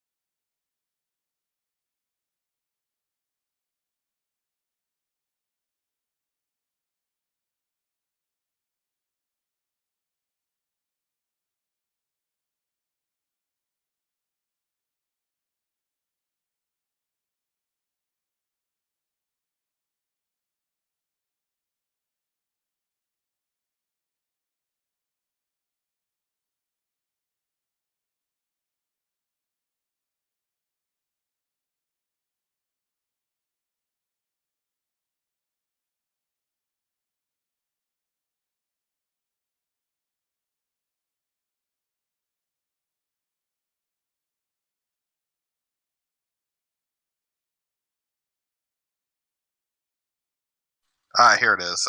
Aiden destroys Tehran in response to Ayatollah's declaration of jihad against the metahuman races. That was in 2020.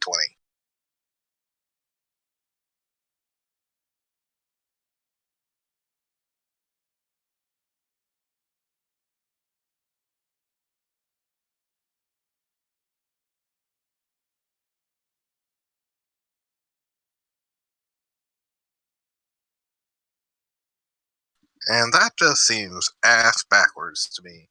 Arcana goes off my astral and my intelligence or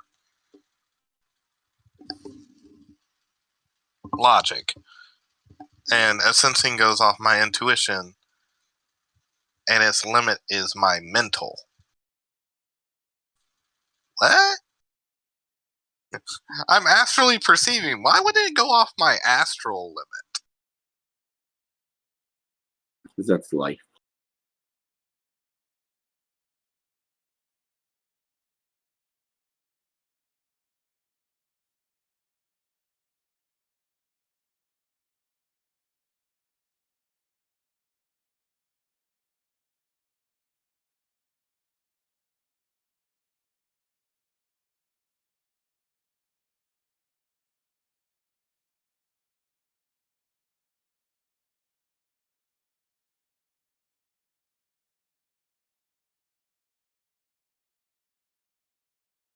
That's good enough for now. It's slightly more organized.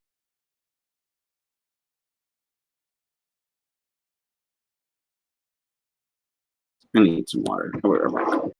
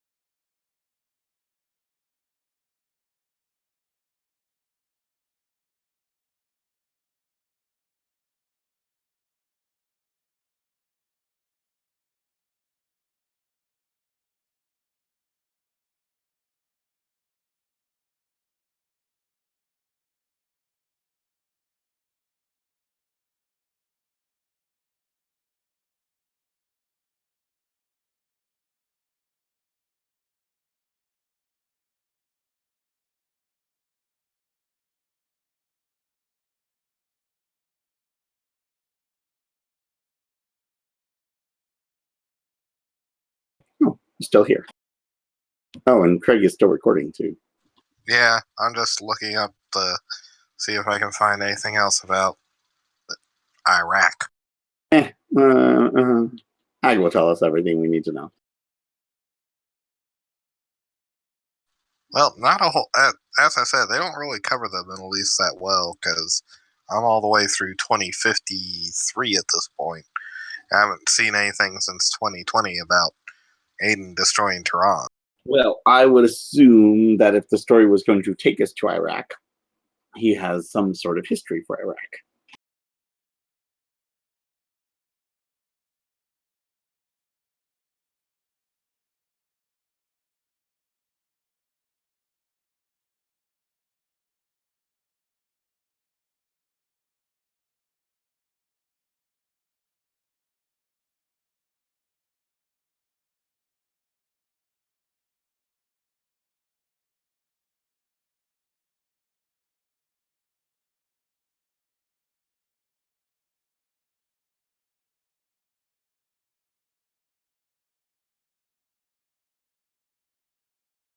All right, I'm back. Hello.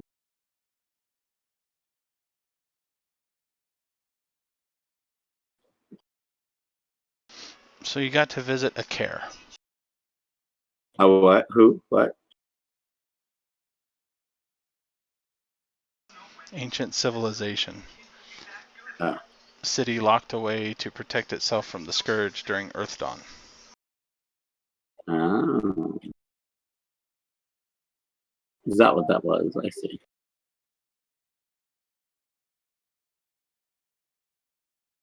And Craig's still recording, so you'll have to edit out that last part. Oh, is he? Yes, he is. I didn't expect him to stick around the whole time. I know. Like he usually leaves early, and now he's sticking around late. What is that?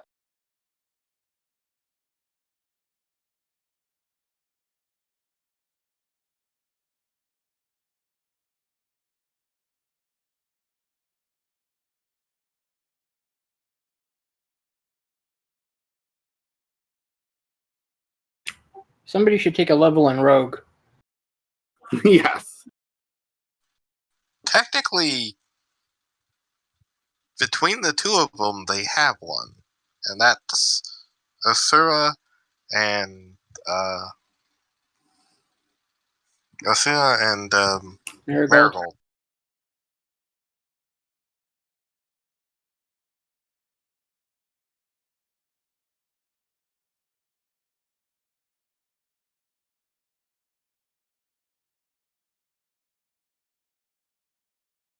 I gotta figure out what language ancient dwarves would have written in. Throlic. I know, but what does that convert to? It would probably be Aramaic. Yeah, cuneiform, probably.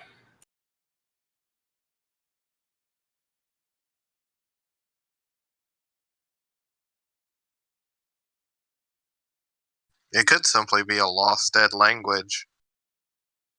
Yeah, but it's gotta have a name. Well, the funny thing is most languages can still be translated today using the ancient stone that somebody found in like the 1200s or something. Oh, yeah. The Rosetta Stone? Yeah. The funny Rosetta Stone. Cuneiform was the earliest system of writing by the Sumerians. It means wedge-shaped, and it basically is wedge-shaped marks in clay tablets.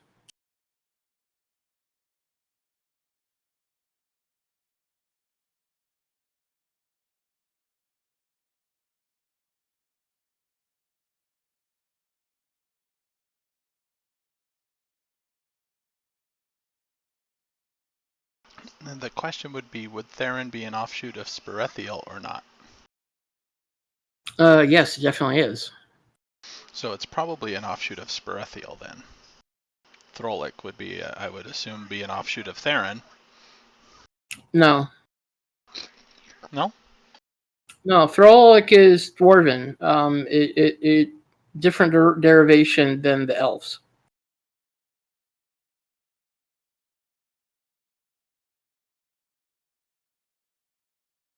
I forget the name of the dwarven kingdom that predated Thrall, but there was one to the north that had that predated Thera and Thrall by quite a bit. That's where the original dwarves lived.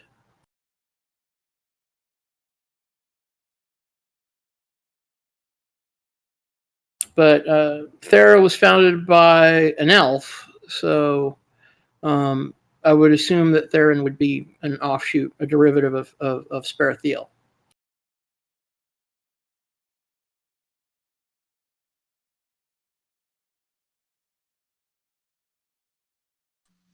There's two things. One is Deadlands related, and one is Shadowrun related.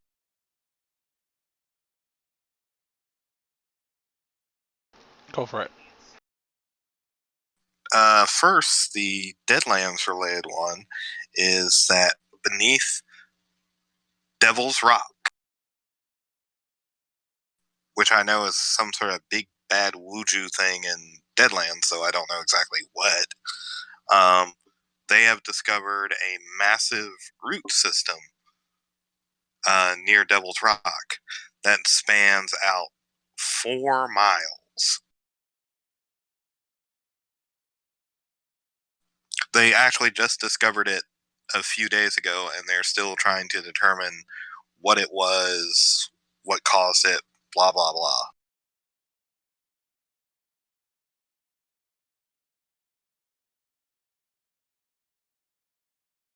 You mean Devil's Tower?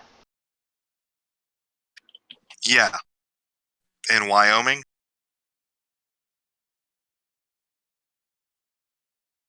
Yep. To learn what's in Devil's Tower, all you have to do is watch Close Encounters.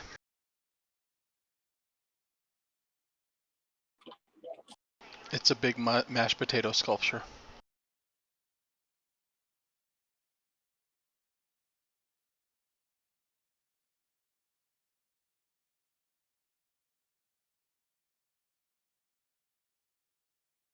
And the Mayans, those wonderful predictors of, oh dear God, the world's going to end, may have actually been wiped out partially due to drought.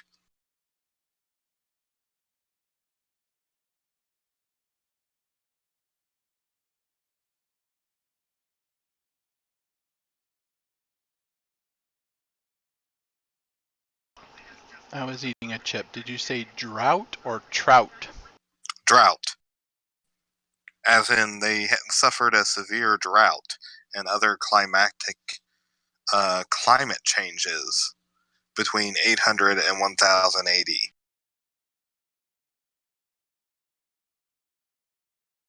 The drought was confirmed that over the span of 200 years, they lost somewhere between 41 and 54% of their precipitation.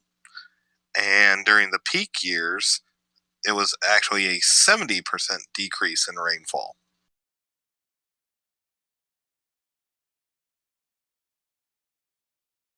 So, due to lack of water, may have been one of the contributing factors to the collapse of the Mayans.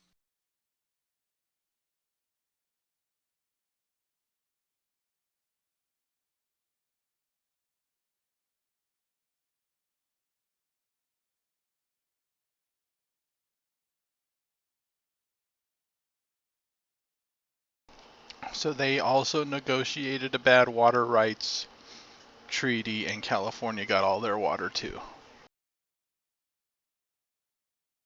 Pretty much. Or, it could have just hopped over to Colombia or Chile. Yeah, that too. Didn't have to go that far. Or Panama. There might have been a river before we built a canal.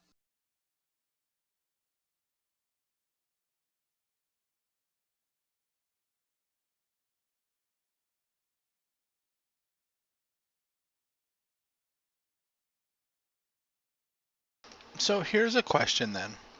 The Panama Canal, the ocean levels on either side of it are at different levels, right? Because while they're in the canal, it actually has to raise and lower to get to the other side properly. Yeah, How do flat earthers explain that? they don't. They can't.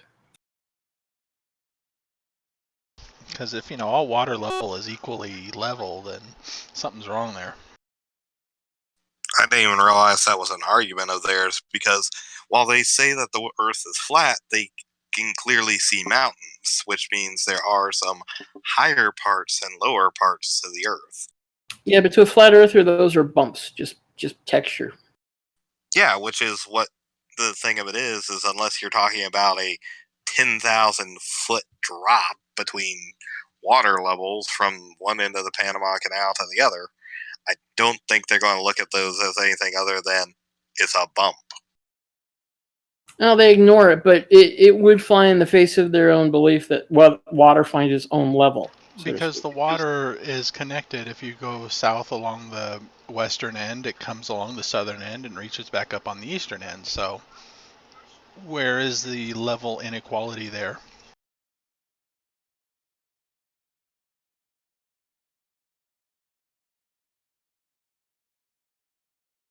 If everything was flat, it should be just as flat because it's not higher, It has to go around the cape eventually, so it should be the same level on one side as the other.